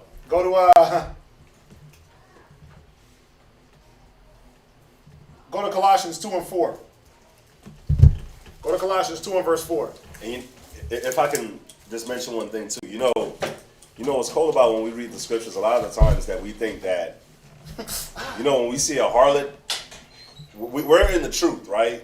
We're actually in a camp, we live the scriptures. So a lot of times when we see scriptures regarding harlots, we automatically think, listen, like hoes, like dirty, nasty, yeah, disease. we automatically think Megan Thee Stallion, Cardi B, strip club. We automatically put our minds there. But what's beautiful about this class is now we're able to check ourselves. That's the thing about the scriptures that we got to remember. Like everything that we read, it's not for them out there. It's for us in here. So when you read and you see harlots, you got to look like, okay, it's not talking about them out there. We know what they are. But what about in here? And that's why this class is so beautiful, because we're seeing how, we can look in that mirror and see ourselels. You know what I'm saying? And like I said earlier, prepare ourselves for when Christ comes. Yep. Oh man, you should have came in with it. Go there real quick. Colossians 2 and 4. chapter 2, verse 4. Right? And this I say, Right? lest any man should beguile you Go ahead. with enticing words. Come on. For though I be absent in the flesh, Read. yet am I with you in the spirit. Go ahead. Joying and beholding your order. Beholding your what? Your order. Concubines don't have what? Order. Hoes don't have what? Order. Read on. And the steadfastness of your faith. Wait, concubines don't have what? Steadfastness. Hoes don't have what? Steadfastness. Go ahead, read. Of your faith in Hamashiach. Go ahead. As ye have therefore received Hamashiach Yahushai, Right. the Lord, Right? so walk ye in He him. said, as you received how to walk in Christ, have you received him? He said, walk in him. Go ahead. Rooted. He said, what? Rooted. He said, what? Rooted. Go ahead. And built up in him. Right? And established in the faith. A lot of sisters ain't rooted. And you'll never be established. Because your faith is wavering. You'll take faith in your husband, then you'll have faith in something else. Then you'll have faith in your husband again. After the Most High checks you, destroys your house, shuts up the blessings. Then all of a sudden, I got faith in my husband. Baby, I'm riding with you. Right? Then you're riding with him, and it's like, I'll ride with you through the ins and outs of the world. And as soon as he said, okay, get your Bible, you're like, I ain't riding with that. Then the Most High got to do the cycle all over again. Check you, break you down, bust down your mind, bust down your rank. Everything got to get stripped. And then what? Baby, I'm riding with you again. Right? And it's this cycle. It's this cycle, but you're not rooted. A woman in a concubine mind is not rooted in anything. Go ahead. As ye have been taught, right? Abounding therein. A concubine don't abound into anything. There's no growth. Ask yourself, are you growing? Go ahead. With thanksgiving. Read. Beware, lest any man spoil you. Right? Through philosophy. A lot of us are spoiled through our own philosophies. Ain't no man gotta even come to you and spoil you. You already spoiled. Because you don't want to put down the things you've been taught. You don't want to put down the old mind state. So a lot of you sisters are already corrupted. And it's like, damn. And what was the mind state that we came in with? Well, we came in with the mindset of the world. And what does the world push for a woman to be, especially an Israelite woman? A hoe. A hoe. Not even a concubine. It tell you to be a hoe. It tell you to be a There's harlot. some hoes in this house. There's some hoes in this house. Right? Does it sound familiar? Yeah. Right? That's what it pushes. That's what they push. But if you thought, oh, okay, I'm not like that, then more than likely you fell into the concubine role. Ooh. You know, if you didn't fall all the way into the whole role, so when we come in, like, what is it that we have to pull off? We're pulling off the world. And how did the world train us to be? And hoe activities with hoe tendencies are your friends. Hoes are your enemies. they're your neighbors too. We are not. We are. Weird. We are. And vain deceit. And what? Vain deceit. Go ahead. After the tradition of men. See, a concubine, a woman in a concubine mind, she'd rather follow the traditions of men. This is what men say. All you sisters talking about any marriage papers, you're a concubine. Stop it. You ain't trying to be nobody's wife. Not in the Bible. I gotta go to the courthouse and get the marriage documents. The marriage documents. And no prenup. Man, go be a concubine. You're a concubine somewhere. You ain't trying to marry. You're not trying to be a wife of a man of Israel. You're not, because you're not trying to do what the Bible says a wife should do. You're trying to do the traditions of men and engraft your own way. Go ahead. After the rudiments of the world. See that? And that's what we're trying to pull off of us. He said it beautifully. We're trying to pull off the rooting. The world has rooted you in a certain mentality. So what is your husband there to do? Chop them roots, man. He's chopping those roots out, but you're like, no, I'm going to plant my roots somewhere else. Look, while he ain't looking, he's cutting down roots, but I'm rooting myself into some other madness. You see that? Go ahead. And not after Hamashiach. And it's not after Christ. It's not after thus saith the Lord. It's not after the law. It's not after 1 Peter 3:1. Wives being subject to your own husbands. Remember, it didn't say concubines being subject or whores be subject. You know why? Because they're automatically not going to be subject. Yep. It said wives. So if you think you a wife, then you're supposed to follow 1 Peter 3:1. So if you don't follow 1 Peter 3:1, you're not really a wife. I mean, let's be real. Think about it. Think about it. To be a doctor, aren't there qualifications and certifications and ways you know a doctor is a doctor? Done. Does the white coat and the doctor quatazat? I could walk up in here and all of a sudden do brain surgery on one of y'all. Dr. Quatazat, MD. Because I got the white coat, the stethoscope, the chart. Where's that clipboard at? Get the clipboard. Here's his chart. Right? Right? Speak the jargon. Yeah. I can't remember none of that house talk right now. Right? Rheumatoid arthritis. I don't know. Right? You got Munchausen's. Right? Can I do that because I got the outer, or do I have to go through qualifications? Any job that you take on has qualifications. You have to be qualified for the job. And guess what it also has? We went through the whore, the concubine. Right? When you go to and apply for a job, and you go on like Indeed.com and all them little places, and you look up a job, what? Description. Job description. And what does it tell you? It tells you all the characteristics you need to have to fulfill the job description. Needs of the job, right? Fill that position. Fulfill that position. So, don't you think the same thing stands? If you need the qualifications to be a hoe and a concubine, don't you think you need qualifications to be a wife? Oh yeah. Oh yeah. We're going to go through them, baby. But before we do that, go to Ecclesiasticus. Oh, can I get one before you do that? Yeah, go ahead. Jeremiah chapter 49 and verse 4. God, what is Jeremiah's? That's the only book he knows. Jeremiah. Dang. It's not the only book I know, but I didn't say that. Go ahead. What we got? Go ahead. Jeremiah chapter 49 and verse 2. 4. 4. Verse 4. Wherefore, glorious thou in the valleys, thy flowing valley, O backsliding daughter. It's like, so why are you glorying in, I'm trying to get that marriage license.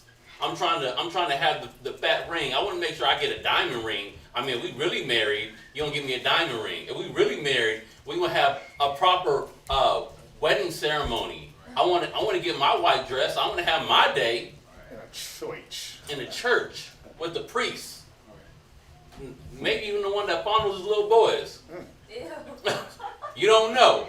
They're wicked. Read.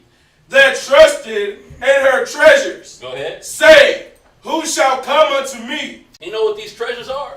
The treasures are the marriage license and certificate. The treasures are the ring. The treasures are the kids. The treasures are the house. The treasure is the title. The treasures are the title. Without putting in the work. Without putting in the work, exactly. You said what? The box. The box of what? That's your tree. What box? Treasure box. Oh. Yeah. Oh. Yeah. Threw me off. Go ahead. I thought you was talking about the box, like, Yeah. I didn't know what you was talking about. What box? So read on. Behold, I will bring a fear upon thee, saith the Most High Power of hosts. Most High said, look, I'm gonna bring all your fears on you. You trusting in these things? You trusting in that title? I'm a downgrade you. Like Quadzal was saying, the cycle. You downgrade yourself.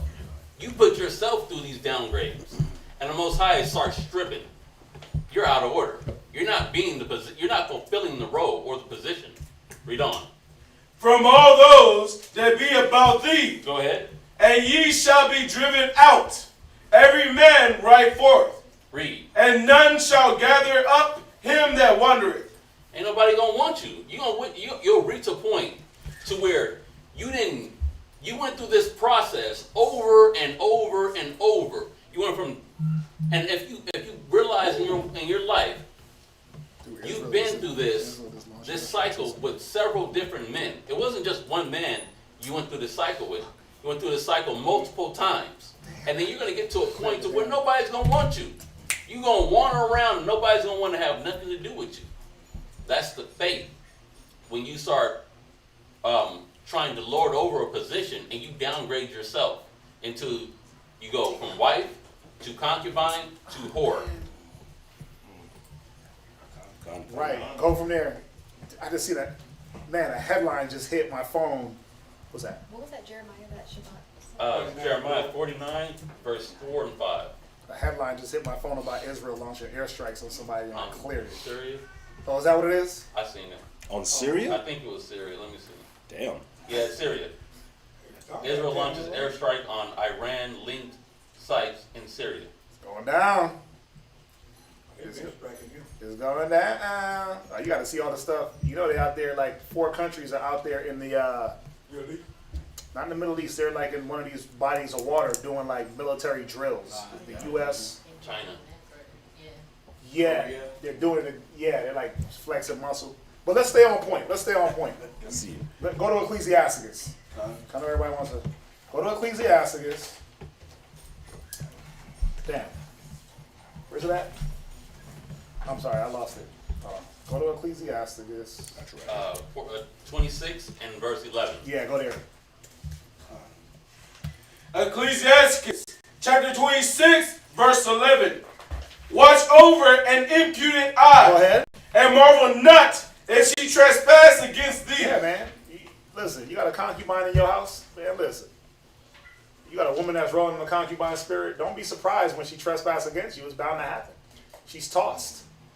Don't be surprised when you tell her, hey, babe, you know, look, the scriptures, and she's like, nah, I ain't dealing with that. I want to roll with shaitan. Ha-shaitan. She might not say those words, but her pride, her arrogance, her stubbornness, her haughtiness, her disdain will tell you that she's riding with Ha-shaitan and his minions. She's riding in that spirit of Satan. Go ahead.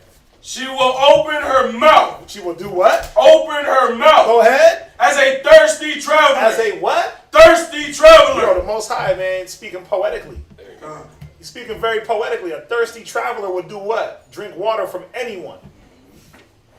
Anyone, right? But this is going in more on the sexual side. This is going more on the sexual. She said she'll open her mouth like a thirsty traveler. She's ready. All you gotta do is spit a little game to her. I know you such and such rib, but you know what I mean? What that got to do with me? You right, Daddy, nothing. Next you know, her mouth is open. Go ahead. When he have found a fountain. Come on. And drink of every water near her. They'll have some discretion? Drink of every water near her. Wait, she'll have her own water? Drink of every water near her. See, why would a woman travel? Why would a traveler be traveling without water? Not prepared, man. Not prepared in the mind for the journey. Wow. That's a concubine and a hoe. A wife is prepared. It says she looking well to the goings of her house. She like, wait a minute, we about to take a trip? Hell nah. We getting a cooler. We getting 5 coolers. But we just going down the block. But no, we gonna have ice, the cooler, sandwiches, chips. Like, we only going down the street. Stop. They get over prepared. Why are you thirsty? Why you don't got your own water? Why don't you have your own source of water? Go ahead, read on. By every hedge will she sit down. By what? Every hedge will she sit down. Hey, that looks comfortable. Let me sit on top of that. That looks safe. Let me sit over there. It's musical sticks. Musical beef. Right, it's playing musical sticks. Yeah, musical sticks. Musical hedge. The Most High is talking about this woman that's easily swayed into compromising positions. Why? Because she's not rooted. She's not built up. Go ahead. And open her quiver right against every arrow. I mean, come on. The Bible says it. I ain't making this up. Go to Ecclesiasticus 36 and 21. You'll take every arrow. If it's shot right. If it's shot in your direction. So you're saying that if I'm questioning. Yep. So she's giving out distributes. She's doing what? Giving out distributes. Distributes? What's that? Like to other guys. Like, you know, like she's sexual herself. Yeah. Yeah, this is talking about it. This is eloquently talking about a woman that's. This is eloquently talking. Snack back. I love how everyone's trying to be they're censoring. This is talking about a woman that'll lay down and top off any man. Let's just be real. This is what it's talking about. The Most High was putting it poetically. I'm not going to put it as poetically. This is what it's talking about. A woman that's not rooted up, and she's in a concubine mind state. Any arrow that walks by, she's ready to catch that arrow. Any fountain of water she sees, she's ready to open up her mouth wide and drink. And then run back to your fountain like, yeah, I'm thirsty too. Let me get your arrow. You see, that's where her mind is at. She's not rooted. Thirsty traveler, like, if I'm traveling, I'm going to make sure I got water. Right? Any woman thinking to not be in a compromising position, she'd be like, man, let me make sure I got water. Unless you want to be compromised. I mean, just think about it. Right? Go to Ecclesiasticus 36 and 21. Ecclesiasticus chapter 36, verse 21. Right? A woman will receive every man. A woman will do what? Receive every man. A concubine will receive every man. So will a harlot. You know who won't receive every man? A wife.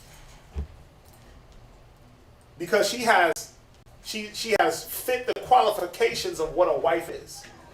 She fit that ranking system. There's qualifications and standard and discretion in the ranking system of a wife. A woman will receive every man. Go ahead. Yet is one daughter better than another. And which one is better than the other? Well, it says a harlot is as counted as a spittle, but a wife is like a tower of death against it for her husband. Right. So we know that a harlot is not better than a wife. We know that a concubine is a lower level wife. So which one is the best? Again, sisters, what rank are you? Examine yourself whether you be a wife, concubine, or a harlot. You know a tree by the fruit that it bears. And if your mentality matches up, listen, man, just say it matches up and fix it. We ain't gonna, no hard feelings. We all friends. You know, we love you. We here. If your mind fits it, if you in your relationship for the booby prize, for the trick, you know, you got some women out there. I hear the stories. You only get hyped when your man gives you gifts and takes you on trips. You ain't trying to lay with him. He talking about he's celibate for 10 months out the year. Like, what? What type of wife is that? That's a hoe. Only on his birthday. Only on his birthday, huh? Damn. But think about it. If you're an Israelite woman and you sitting there talking about, I'm going to hold out on my man for months at a time and then only get happy when he buys me stuff, you don't got no marriage. You got prostitution going on. Yeah. You got like a prostitution ring happening in your house. Low level. Low level, because what is he doing? Paying the rent and some bills? You might as well go get the real money. Because that's the mentality that you in. Just saying. Right? Let's go to Tobit real quick. So let's go into this wife. Let's deal with it. Let's deal with it, man. Let's deal with the qualifications of a wife. Not very many married women fit these qualifications, unfortunately. Not very many. Notice I'm saying married women. Because you could be married and be a concubine. You can be married and be a hoe. It's a mentality. It's a spirit. You want to be married, but you want to be a wife. You want to hold to that standard. Just because you lay with a man don't make you a wife. And brothers out there, because you can pipe a woman down don't make you a husband. You're just a male and she's a female. Let's be honest about it. Let's stop playing games, man. Read where you at. Tobit 4 and verse 12. Tobit chapter 4 and verse 12. Mm-hmm. Beware of all whoredom, my son. Go ahead. He said do what?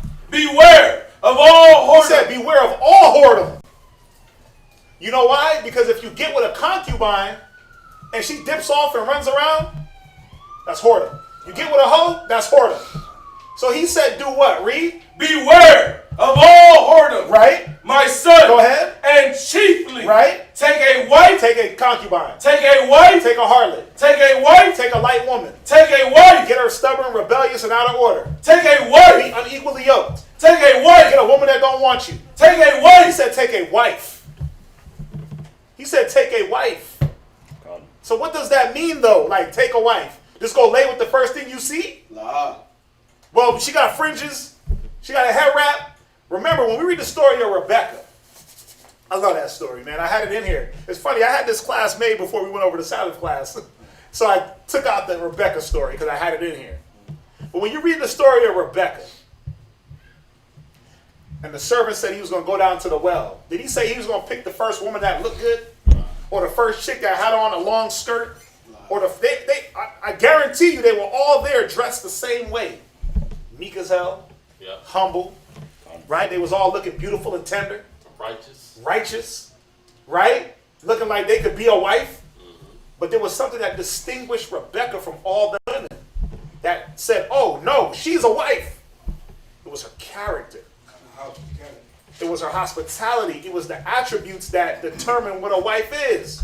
She didn't come with the haughty, whore, stubborn-ass, prideful spirit. Oh, nigga, get your own water? Who's you? Right? She came with respect, with love, with care. She wasn't moving around on autopilot. Yeah, I'll get to that when I'm ready. What about me? Hey, I need some water. Gotcha. And I'll get some for the camels too. Proactive. That's another word that y'all gotta adopt into your vocabulary, you women. Proactiveness. Not always being so reactive. But by the time you react to certain things, man, it's a wrap. It's a problem. Proactive. There's a certain standard and character that determines a wife. Same way we go through 1 Timothy 3 for a man, right? Man desire to be a bishop, this is the standard. Well, if you desire to be a wife, if you want to have that title, wifey, you're my wifey, right? You want that title? Then these are the things you got to be doing. Not just laying down for some man and popping out babies. What the hell is that? And he did that in the world. We did that in the world. Laid down with women and popped out babies. That's easy. Child support. Yeah. That's easy. That's the base things that you can do as a man and as a woman. Pop out a baby. But why are we popping out a baby? Why are we popping out a baby? Oh, you popping it out because you want a meal ticket? So you trying to trap them? Why am I getting with this woman? Because I'm lusting? Oh, because I'm burning? That's why? Where's the discretion? Where's the discernment? Where's the standard? Jump from there. Ecclesiasticus 25:8. You don't want yours? Oh, that's where you're going? I'm going to Ecclesiasticus 25:8. Nah, I didn't want to take you on. I'm going to go. Go ahead.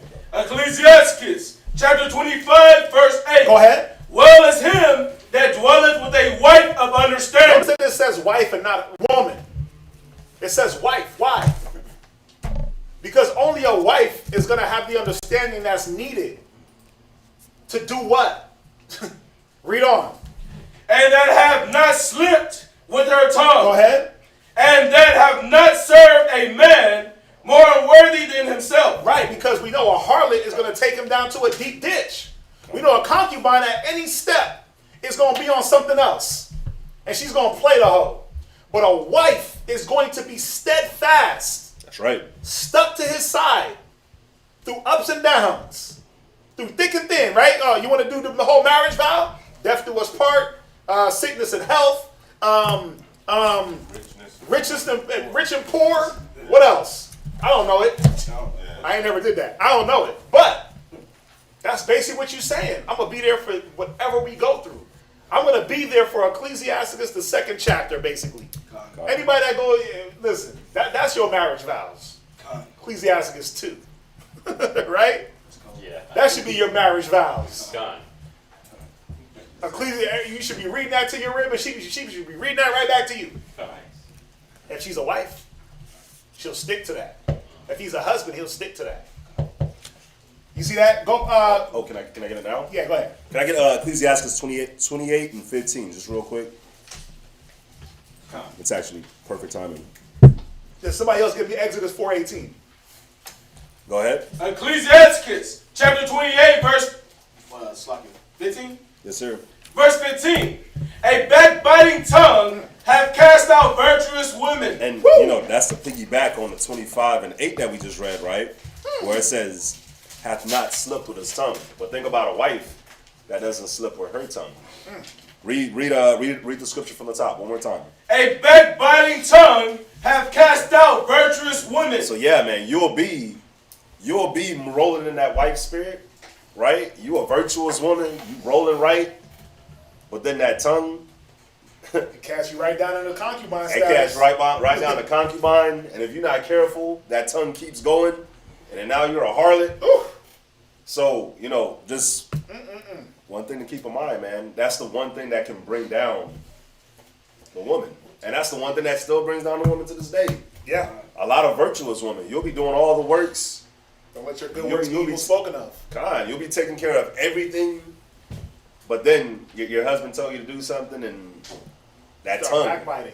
That tongue, that yeah. but. All that, or the tone, or that angry Judite just lashes out. The angry Israelite woman from the past just comes right back out. Sarcasm. All that sarcasm, the jokes, the unnecessary jokely sarcasms. Yeah, man, that backbiting tongue, that'll bring you down. Read on. And deprive them of their labors. And it does what? Deprive them of their labors. But think about it. It says it deprives you of your work, of your works. You'll already have 1,000,001 good works, 1,000,000,000, 1,000,000,001 good works that you do. But then once that tongue hits, it's like, man, for a man, I'll tell you, for me, once that tongue hits, I don't give a damn what you've done. You can go. God. I don't care what you've done. God. You know, one thing that Too old for that. one thing that, you know, women have to understand as men, we can do the same things that y'all do, except for bearing a child. So we have to understand the roles and why the Most High created us. So like when it comes to the house, a good man is going to know how to clean his house, do certain things to survive too. So all your works that you bring to the table is works that us men, we can do ourselves. So once that tongue hits, it's like, I can cook, clean. I can do everything that you can do. Shalom.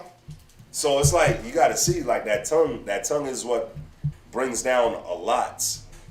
When it says that a righteous woman builds her house, but a wicked woman pulls it down, what is she doing to pull down her house? It's her tongue. Talking too damn much. It's her tongue. She can't take correction.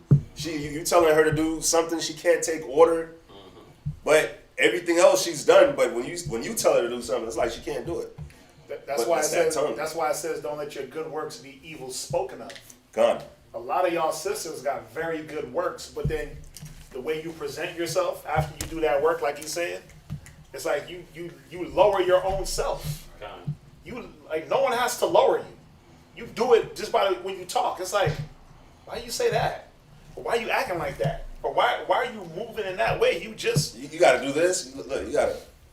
Yeah, you gotta like, damn. Who are you? Your head, you do the head bend like. Weren't you just the one that did all these great wonders? Yeah. You made this beautiful garment. Like you drop off the garment, it's glowing, and then he points out one thing on the garment, like, oh babe, you missed something right there. See, that's why. It's like, okay. And then you take a scissor, you take the scissors, you just snip, or the lighter and just burn it. But then no, what I do is say, okay, you can have that back. You wear it. I don't want that. I don't want that. For what? You got to see like if the spirit ain't on point, there's nothing that we're gonna want. It's gonna fall apart anyway. Even like the food. If your spirit ain't right and you cooked, it's like, oh, it's garbage. Oh, bro, you don't even. No, you don't just cook, but I don't want that. Oh, yeah, babe, you ain't gonna eat? No, I'm good. Yeah, can I get a number 2? You call it DoorDash? Yeah. Like, what's that? Oh, that's my DoorDash. Because DoorDash came and dropped it off with love. How you doing, Mr. Rob? Now you can go to Chick-fil-A. Yeah. Chick-fil-A. Yeah. My pleasure. Yeah. My pleasure. They hype to serve you. You like, damn, they nice as hell. I wish I could have this in my house. Right? My pleasure. But that lack of care. That's how a concubine would serve her husband. Oh, yeah. Yeah, here you go.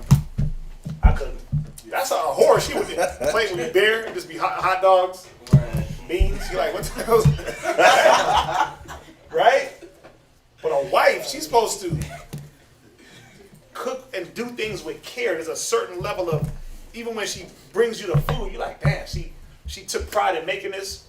She enjoyed giving me the damn plate. She might sit back and even watch you eat like, yeah, he's eating. He's getting full. He's not skinny no more. Yeah.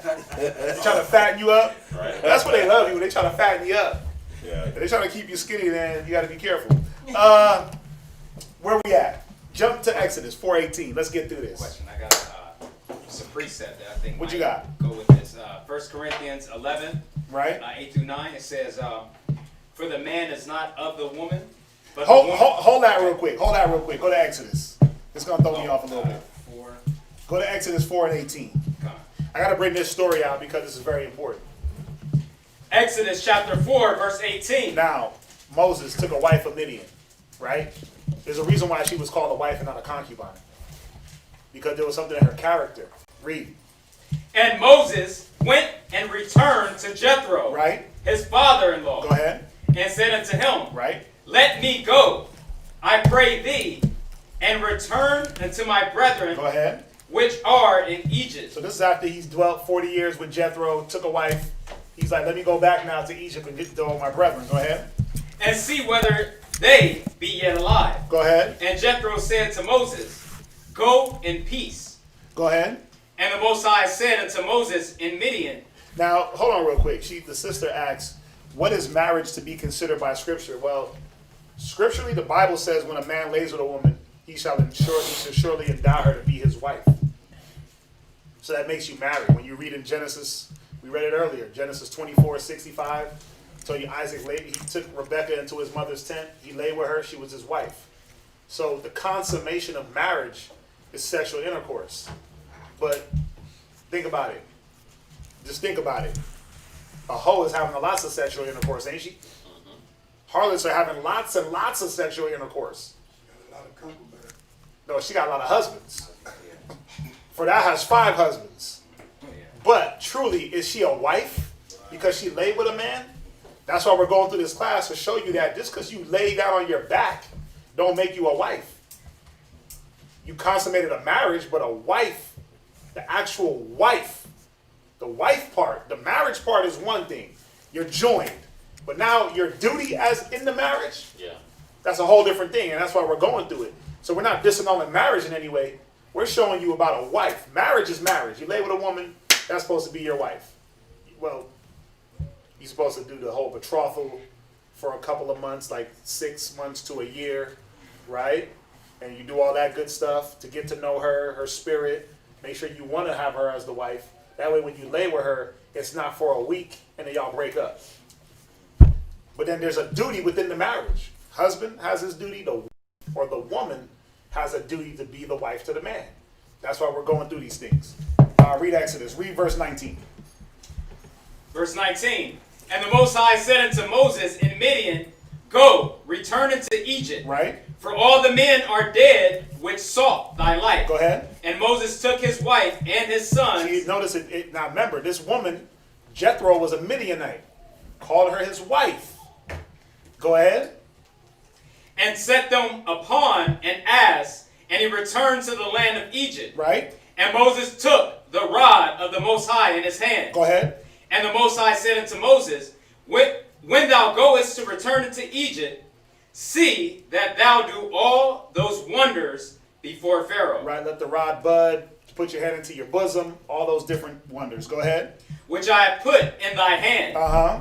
But I will harden his heart. Right. That he shall not let the people go. Go ahead.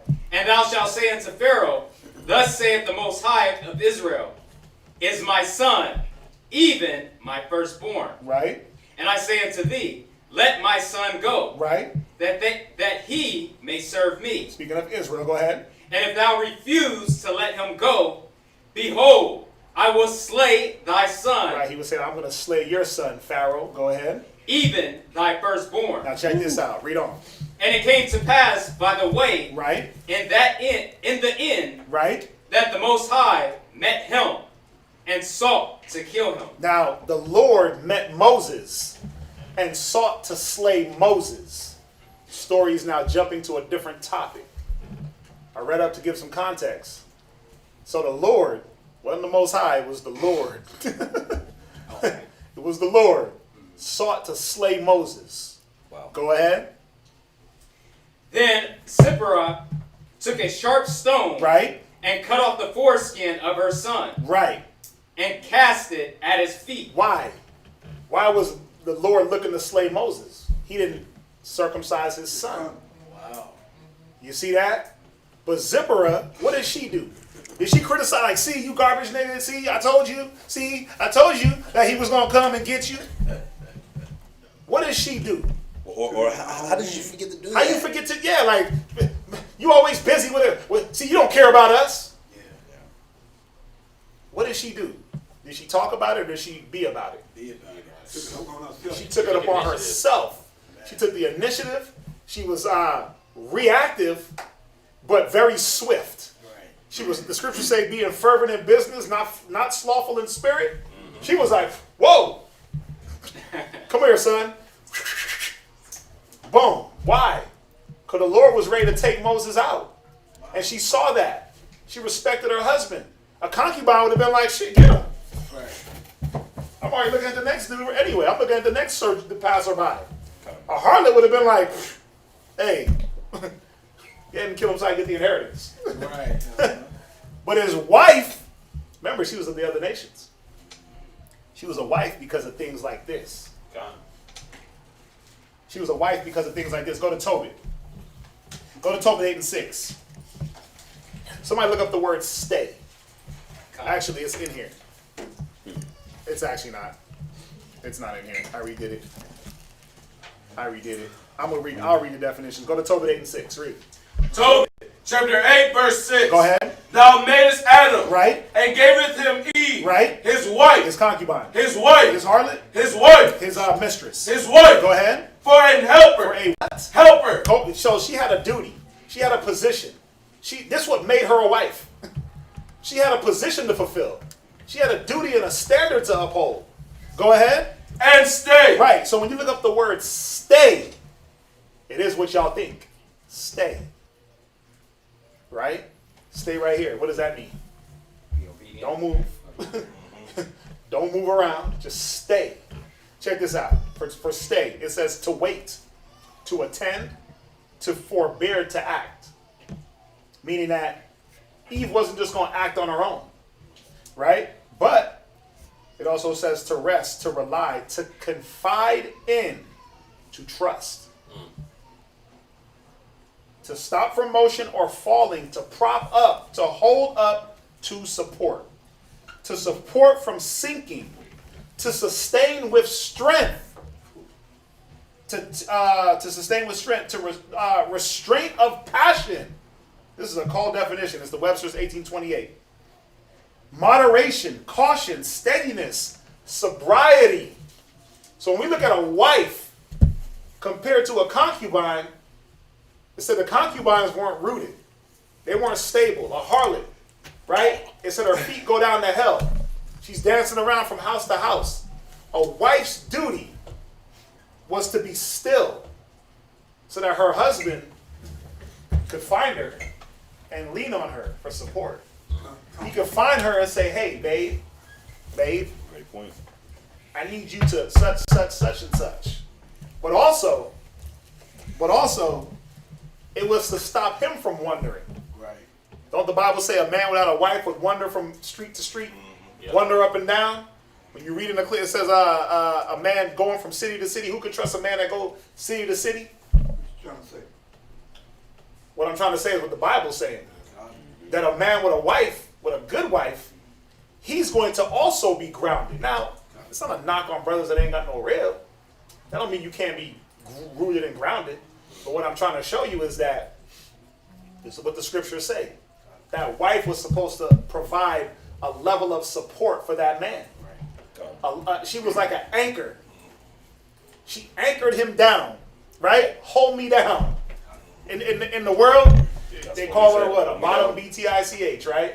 We know that's derogatory, but that meant what? She was holding things down, right? But you're right. You use the word like it's an anchor. It holds you down. Yeah. That's what we always talk about with women in the world. It's like hold me down. Hold me down. Hold me down. You in jail? Oh, you held me down while you was in jail. Or hold it down. Hold down the house. You were supposed to be the anchor to hold things in place. They went to war like back in the day. Yeah, we went to war. You couldn't be no man at war entangle himself with the affairs of this life. You couldn't be out at war wondering about is my woman bouncing around from tent to tent. You get your damn head blown off. Right. A lot of these military cats that went to Iraq and all that, they came back dealing with that. A lot of them lost it out there. They hear from the grapevine their wife is busting around with the sergeant or some other little Air Force dude, and what? They out there losing PTSD, PTCSD, HLMLOP. They got all the SDs. Gone. Right? Come back, money gone. But they give them an automatic divorce and the woman don't get nothing. Because adultery in the military is frowned upon. If they're married. They're like married with the documents. Yeah. Right? What's that? If marriage in general, like when you get legally married and you prove that the other person like committed adultery, then you get everything. Yeah, because it's frowned upon. Even though it's not frowned upon. It's a farce. It's a farce. I'm gonna finish reading this. Steadiness of conduct. Steadiness of conduct to help, to assist, to support, either by furnishing strength or means to effect a purpose, or to prevent or remove evil. Wow. Help, secure, support, assistance. A person who aids or yields support, a helper, an auxiliary. Also the thing that aids or yields. I mean, come on, man. It said that he gave Adam a helper, right? A stay. A stay. That's what made her a wife. She was trying to relieve evil, not bring chaos, not bring confusion, not bring her own mind state. She was Eve, no matter what, when you think about it. It says she had to yield. She had to yield to Adam. So yes, they were equal at a point. They were equal up until a point. She still had to be there to aid him in what he needed. If he got a little weak, she's there to batter in the back. Baby's gonna be okay. What you need? Look, boom, boom, boom. I don't need nothing. Okay, she peeled off, right? She knew when to back the hell up and let that man just not need nothing. Sometimes what a man needs is nothing. Let me just collect my thoughts. Yeah. Let me just get some damn breathing space. I done came from the world where they're just firing at me, and then you come home and then you fire. It's like, whoa, pause. I just need to think for a second. Let me shower, get the world off me, wash it off, right? Get some steam in my nose, inhale some good scent from the house. Say some prayers in the shower. Say some prayers in the shower, right? Thank the Lord for making it home. Gone. But you bombard him as soon as he walks in, you like, but babe. Like, dang. The hell? He already caught that out there. Sometimes he just needs you to back up and just not say nothing. Shalom, how you doing? Come, we'll talk. Right?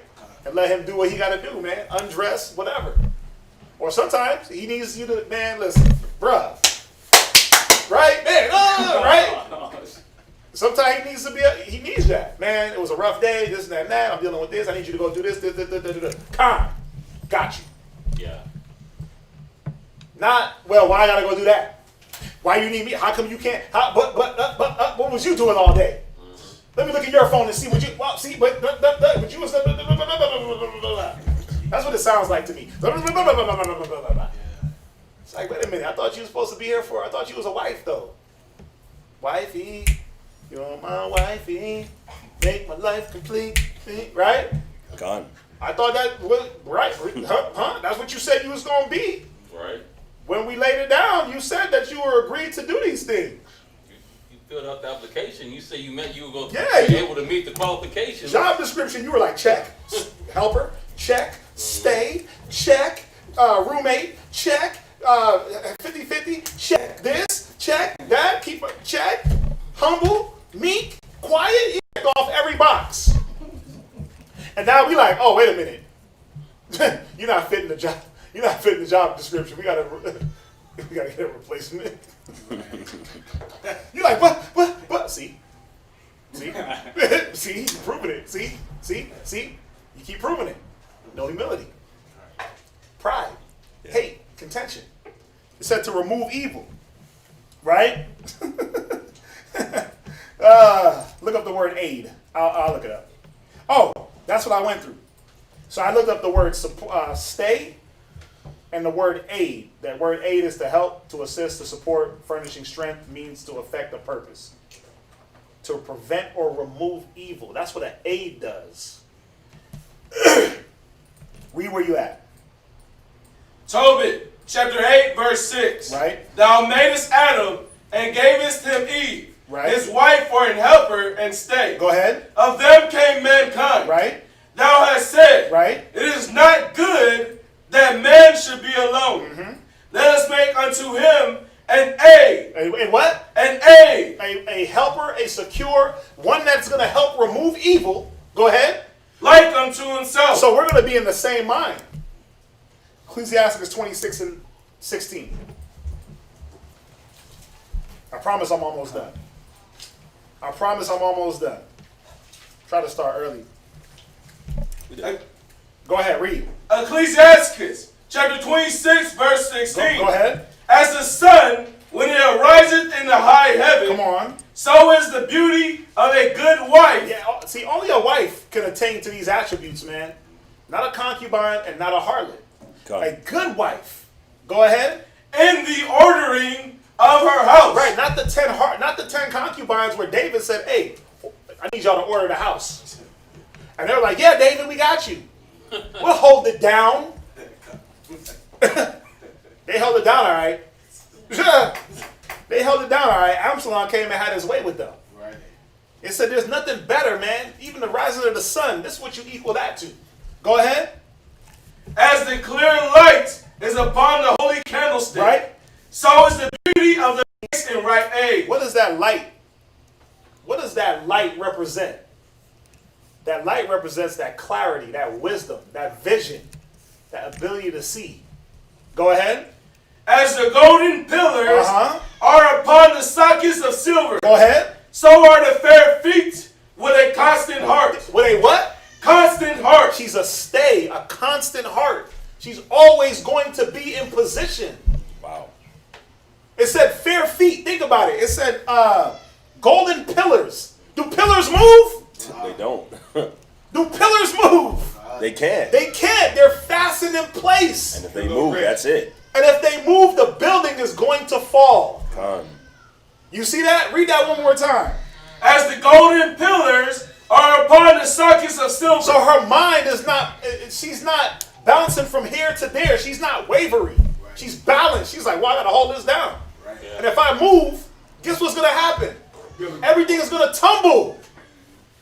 And then even the beauty in that when you say golden, so you think of what gold is, even though it's still strong, it's still valuable. Yeah, I like that. See? She's thinking. Yeah. I like that. It's valuable. It can be molded. You got to purge out the impurities. You see that? But that's why I went to that definition of stay. Because she's fastened down in her duty. She's fastened in her, most importantly, it ain't about her duty. It's about her mind state. Her mind is fastened, meaning what? Can't nobody come and sway her. A wife, a good wife, can't nothing come and just throw her off her wife game. She's like, no, I got to hold it down because I got kids, I got a husband, I got a reputation, I got the Most High to all fulfill. She's thinking about the Most High first. Whatsoever you do, do it wholeheartedly unto the Most High, not unto men. So I can't go nowhere. I can't run from the Lord. I got a duty to fulfill.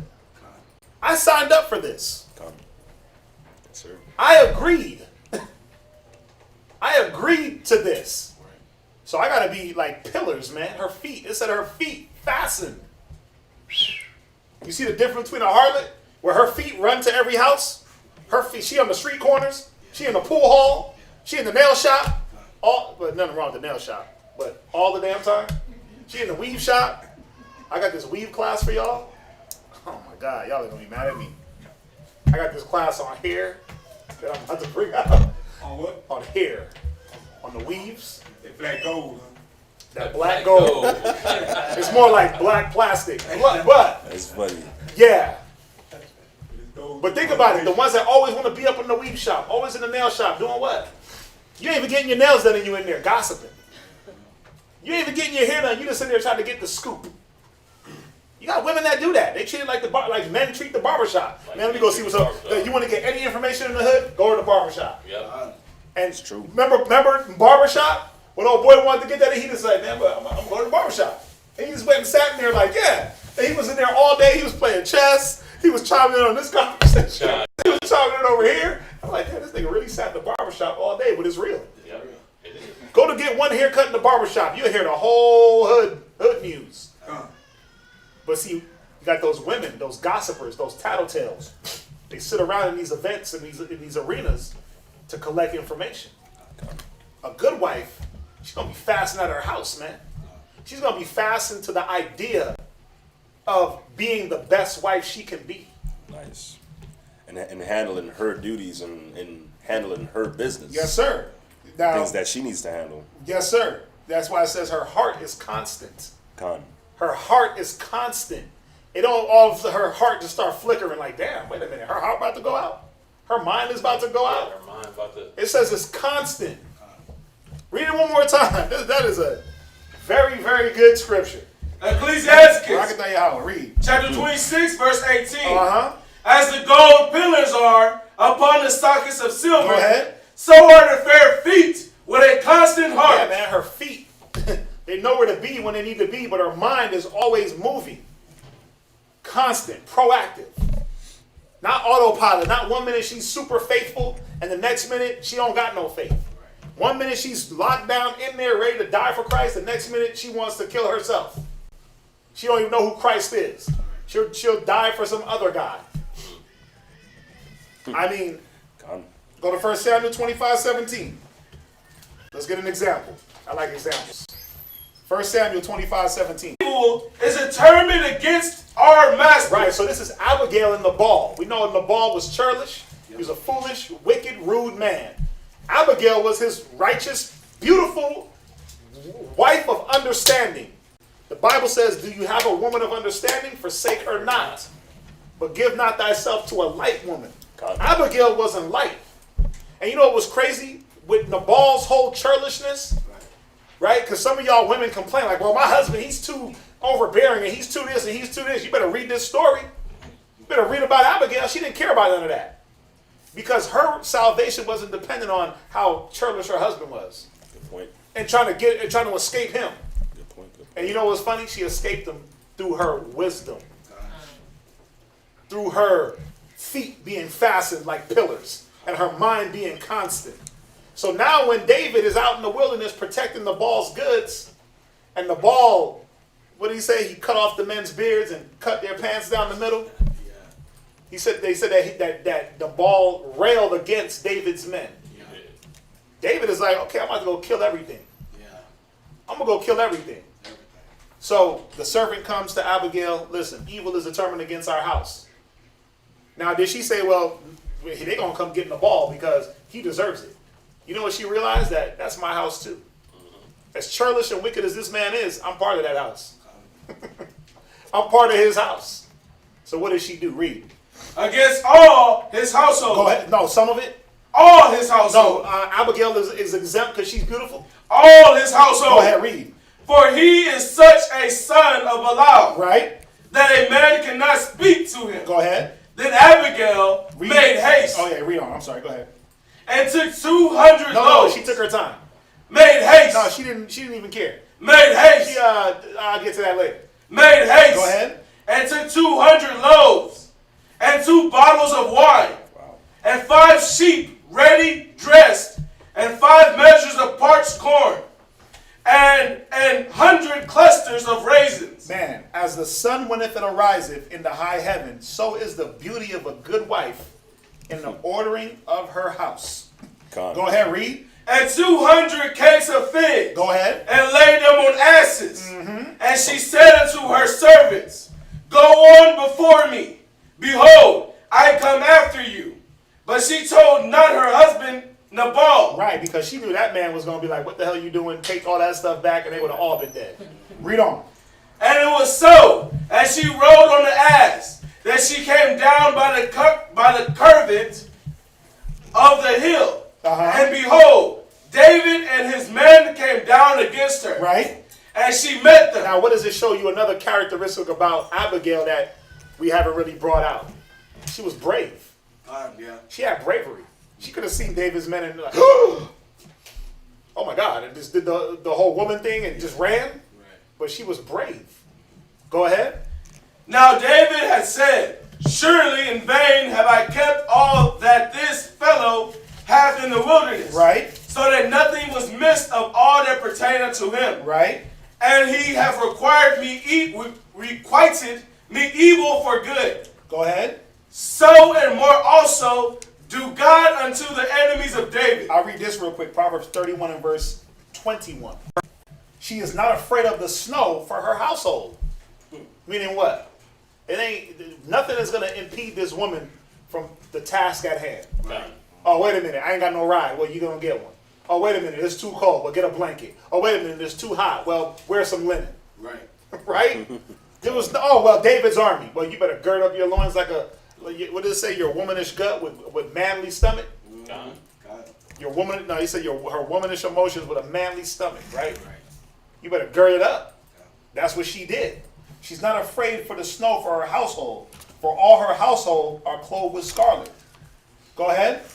If I leave of all that pertain to him Right. by the morning light, and he that pisseth against the wall. Right. And when Abigail saw David, she hasted and lighted off the ass. Right. And fell before David on her face. Respect. David wasn't her husband, but she showed this man respect. She understood what it was going to take to appease him, to get on his good side. She didn't, when you read about this, you're like, oh, she deceived. She didn't even deceive him. She was just doing her character. This was in her character, in her nature. What's that? When it said, any that pisses against the wall. He's going to kill all the males.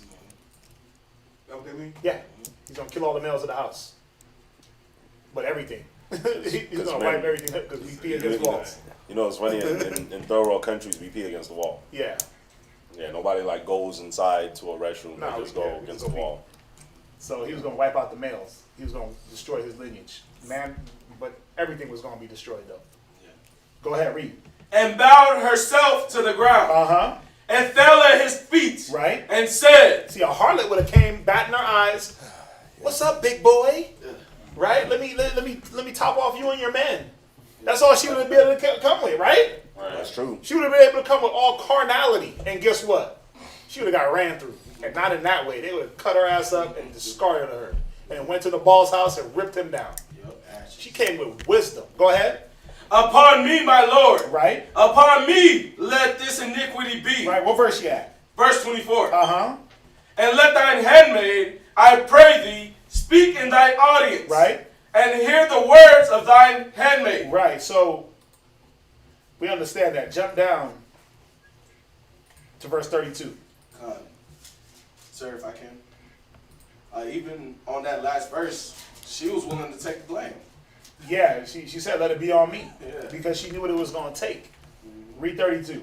Verse 32. And David said to Abigail, blessed be the most high God of Israel. Right. Which sent thee this day to meet me. Go ahead. And blessed be thy advice. And blessed be thy what? Advice. Thy what? Advice. Advice is wisdom. Advice is wisdom. He said, blessed be thy advice.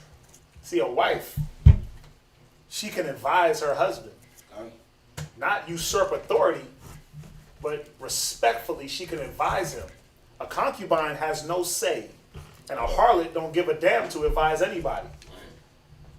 You see that? But a wife, a good wife, can sit with her husband and she can advise him. I don't think we should do that. Well, why not? Well, this is why. And she'll come with wisdom. She'll come with discretion. She'll come with the issue, but a way to fix it. Not just issues. Well, babe, this is wrong, and this is wrong, and this is wrong. Okay, well, what you got to fix it? A good wife is like, don't just come to me with problems. Come with something to fix it, and then we can discuss the solution. Come with solutions. But a person that ain't thinking, a harlot come with all the problems. A concubine come with all the problems, and then they want you to fix it. A good wife got some input, right? She knows when to give her input. Even Abigail, she asked. She said, can I speak in that audience? She didn't take it up on herself like, nah, nigga, you're going to hear me out because I got something to say. I brought all these lambs and all this fig. You're going to listen to me. She asked, wait a minute, do you mind if I speak? Could I speak now, my Lord? Right? And he heard her speech. Right? So from there, Ecclesiasticus 26:22. Let's read it one more time. Somebody else got Ecclesiasticus 36 and 22. Ecclesiasticus chapter 26, verse 22. Right? Go ahead. And harlot shall be accounted as spittle. Go ahead. But a married woman right? is a tower against death to her husband. And it's not just a married woman, but a good wife. A good wife is a tower against death, not just a woman that's married. Go ahead, Ecclesiasticus 36:22. Ecclesiasticus chapter 36, verse 22. Uh-huh. The beauty of a woman cheereth the countenance. Right? And a man loveth nothing better. Right, a man loves a beautiful woman, man. Come on. Who don't want that? Read. If there be kindness. But it gotta be what? Kindness. So it's beauty with what? Kindness. What else? Meekness. What else? And comfort. Wait, what? Comfort. Wait, what? Comfort. Wait, she's bringing evil? Comfort. Wait, she's making me wonder where she's always at? Comfort. I'm wondering, man, in my mind, like she's just bringing me to hell? Comfort. Bringing death? Comfort. She's a deep ditch? Comfort. There's comfort in a good wife. Read. And her tongue. Come on. Then is not her husband like other men. Yeah, but why is he like other men not wanting to go home? Why is he like other men not wanting to be around you? Why is he like all the men of the world like, man, I can't get her to stop talking. I can't get her to listen. I can't get her to follow. I can't get her to hear and understand what's going on. I can't get her to just be faithful. I can't get her to clean the house, can't get her to get a job, can't get her to think, can't get her to move, can't get her to just do anything I want her to do, but she'll do whatever she wants to do. You know the scripture says that a good woman brings an inheritance. Oof. See? So like, what are you doing? Are you sucking up the little inheritance that he already has, or are you adding to the inheritance? Because remember, a harlot destroys a man's inheritance. Yeah, but a wife is supposed to bring in an inheritance, and that's not just talking about like a child, because a harlot can bring a child too. Yeah. So and harlots do bring children, and Right. concubines do bring children too. Yep. So, but when it talks about a wife bringing an inheritance, then that's when you read down on Proverbs 31 and you see all the inheritance, all the stuff that she adds to the table. I'll read it. Proverbs 31 and verse 16. She considereth the field and buyeth it. With the fruit of her hands she planted a vineyard. How she don't buy a field if she broke as hell? Mm-hmm. So she had to bring something to the table. Yeah. Right? And then she was adding to the table. As she brought to the table, she added. She girdeth her loins with strength and strengtheneth her arms. So what is she doing? What is she doing? It says she strengtheneth her arms. She's working. She's working. She's prepping for the next endeavor. Think about it. Why does a man strengthen his arms? To be strong, right? To be able to take on whatever comes. You go to the gym, you get strong, so you're in shape. Right? She perceiveth that her merchandise is good. Her candle goeth not out by night. You see that? Good point. So she's bringing something to the table, not just eating off the table and then burping and then being like, see, you don't provide for me. Like, but you just ate everything. You ate everything. You got food still falling off the side of your mouth. You burped. You fat. You thick. Now I got to refurnish the table. Wait a minute. What you going to bring? What are you adding to the table? This is how a wife is thinking in the future. Yeah. In the future, what are we going to have? What if my husband gets hurt and he can't bring in money? Well, we know what Tobit's wife did. She went and took woman's work, right? She went and took woman's work. But some of y'all, like, what happens if your husband gets hurt? What happens if something happens to his health? Y'all ever think about that? The money, whatever income might stop, and then what? It's going to have to be dependent on you. But if you're not already in the mode to bring something to the table, guess what you're going to do? Guess what you're going to not do? She girded her loins with strength. You're going to gird your loins with excuses. Right. You're going to gird your loins with, why I got to do that? Why, right? You're not going to strengthen your arms. Your mind is not going to be strong to take on what you got to take on. I'm putting that out there because it can happen. It can happen. Jump back. Up. Let's go to Proverbs 31 and verse 26. I think I just read it. No, I didn't. Proverbs 31 and verse 26. And then we'll be done. Read. Proverbs chapter 31, verse 26. She openeth her mouth with wisdom, Go ahead. and in her tongue is the law of kindness. Come on, man. It's the same old scriptures that we always want to go to. This is what determines a wife and not a concubine and a harlot. Go ahead. She looketh well to the ways of her A household. harlot only looks well to the ways of her bed, to make sure her bed smells good and the street corner she's on looks good. And her outward appearance. But it says a wife is going to look well to her household. Why? Why? Well, because when she signed up to be a wife, she knew a household was going to come next. Children, husband, right? It could be another wife in the picture. She understood this, but she looked well to it. She didn't try to renege and push it to the side. Go ahead. And eateth not the bread of idleness. We know idleness teaches much evil. Why was this woman working? So she wouldn't be idle. So she wouldn't get caught up in the gossip and get caught up in what the streets have to offer, get caught up in the emotions, get caught up in the where's my husband at? What is he doing? A good wife ain't worried about that. You know why? She's worried about her household as a whole. Not just where her husband is at or who he's on the phone with. Read. Verse 28. Her children arise up, Right? and call her blessed. God, why? Because they could see her. They could see her moving. They could see her works. They could see that she's. Think about it. What is a child? You know, children don't understand where things come from till they get to a certain age. All they know is I'm hungry. All they know is I want clothes and a PlayStation. But when you get them the stuff, they're like, man, my mom must love me. My dad must love me, right? They think they're loved because of what the protection of the things that they're getting. But what if that wife ain't in the mind to bring anything to the table? Your kids ain't gonna call you blessed. They gonna call you lazy. They gonna call you lazy and slothful. Go ahead. Her husband also, and he praiseth her. And he does what? And he praiseth It's okay her. for the husband to praise his wife. When your wife does good, tell her she did a good job. But you can't just want the praise of a wife and not do the job. See, the only way you get the praise is if you're doing. You can't be like, oh, I'm a great wife because I cooked. What? And this is a constant. This ain't like I did it once. Praise me. Look, I did it. Yeah. You never give me no credit, but you only did it once. Clean the house one time and all of a sudden I gotta bow down to you. Right. You cook a few meals and I gotta bow down to you. Con. You literally let your pride down once in the whole relationship, and all of a sudden now I gotta anoint you queen. Come on, man. Like he said, it's constant. It said her constant heart, meaning that these things were continuous. Once you started, you didn't stop. Go ahead. Many daughters have done virtuously. Go ahead.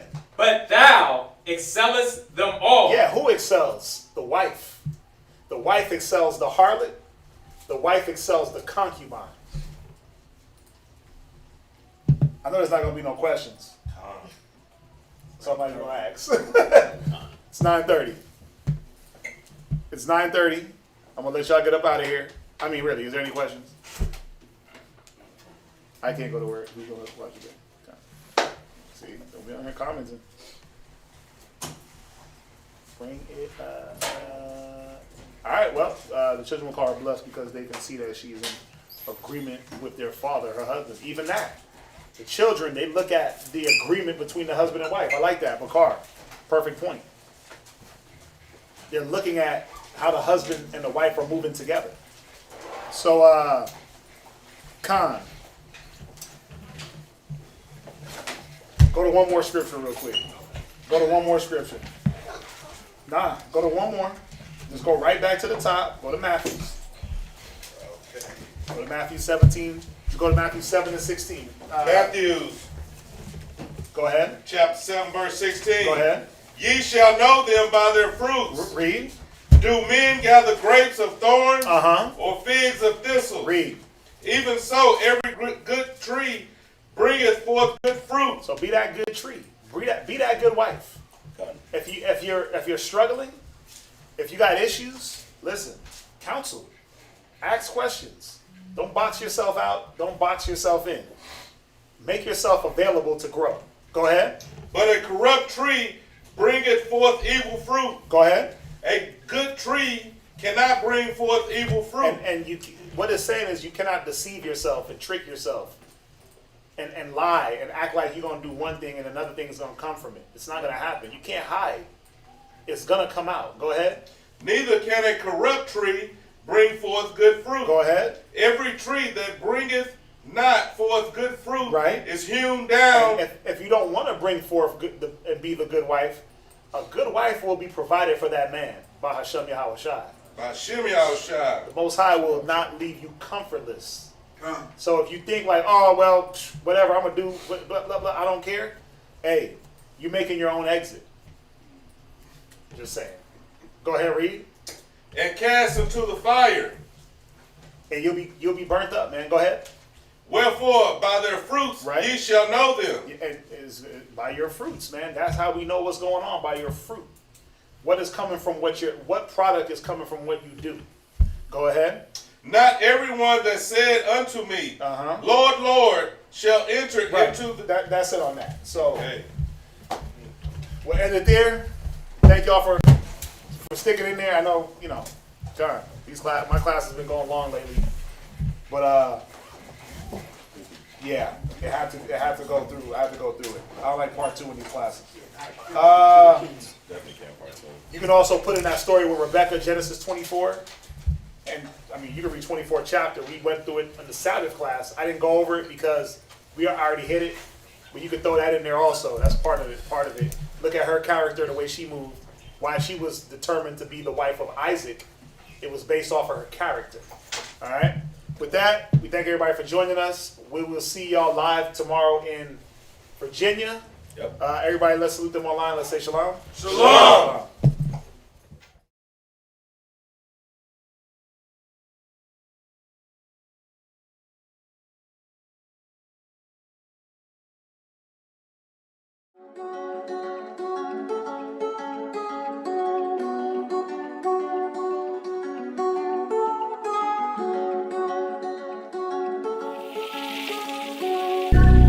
6 chill, for real. Judah.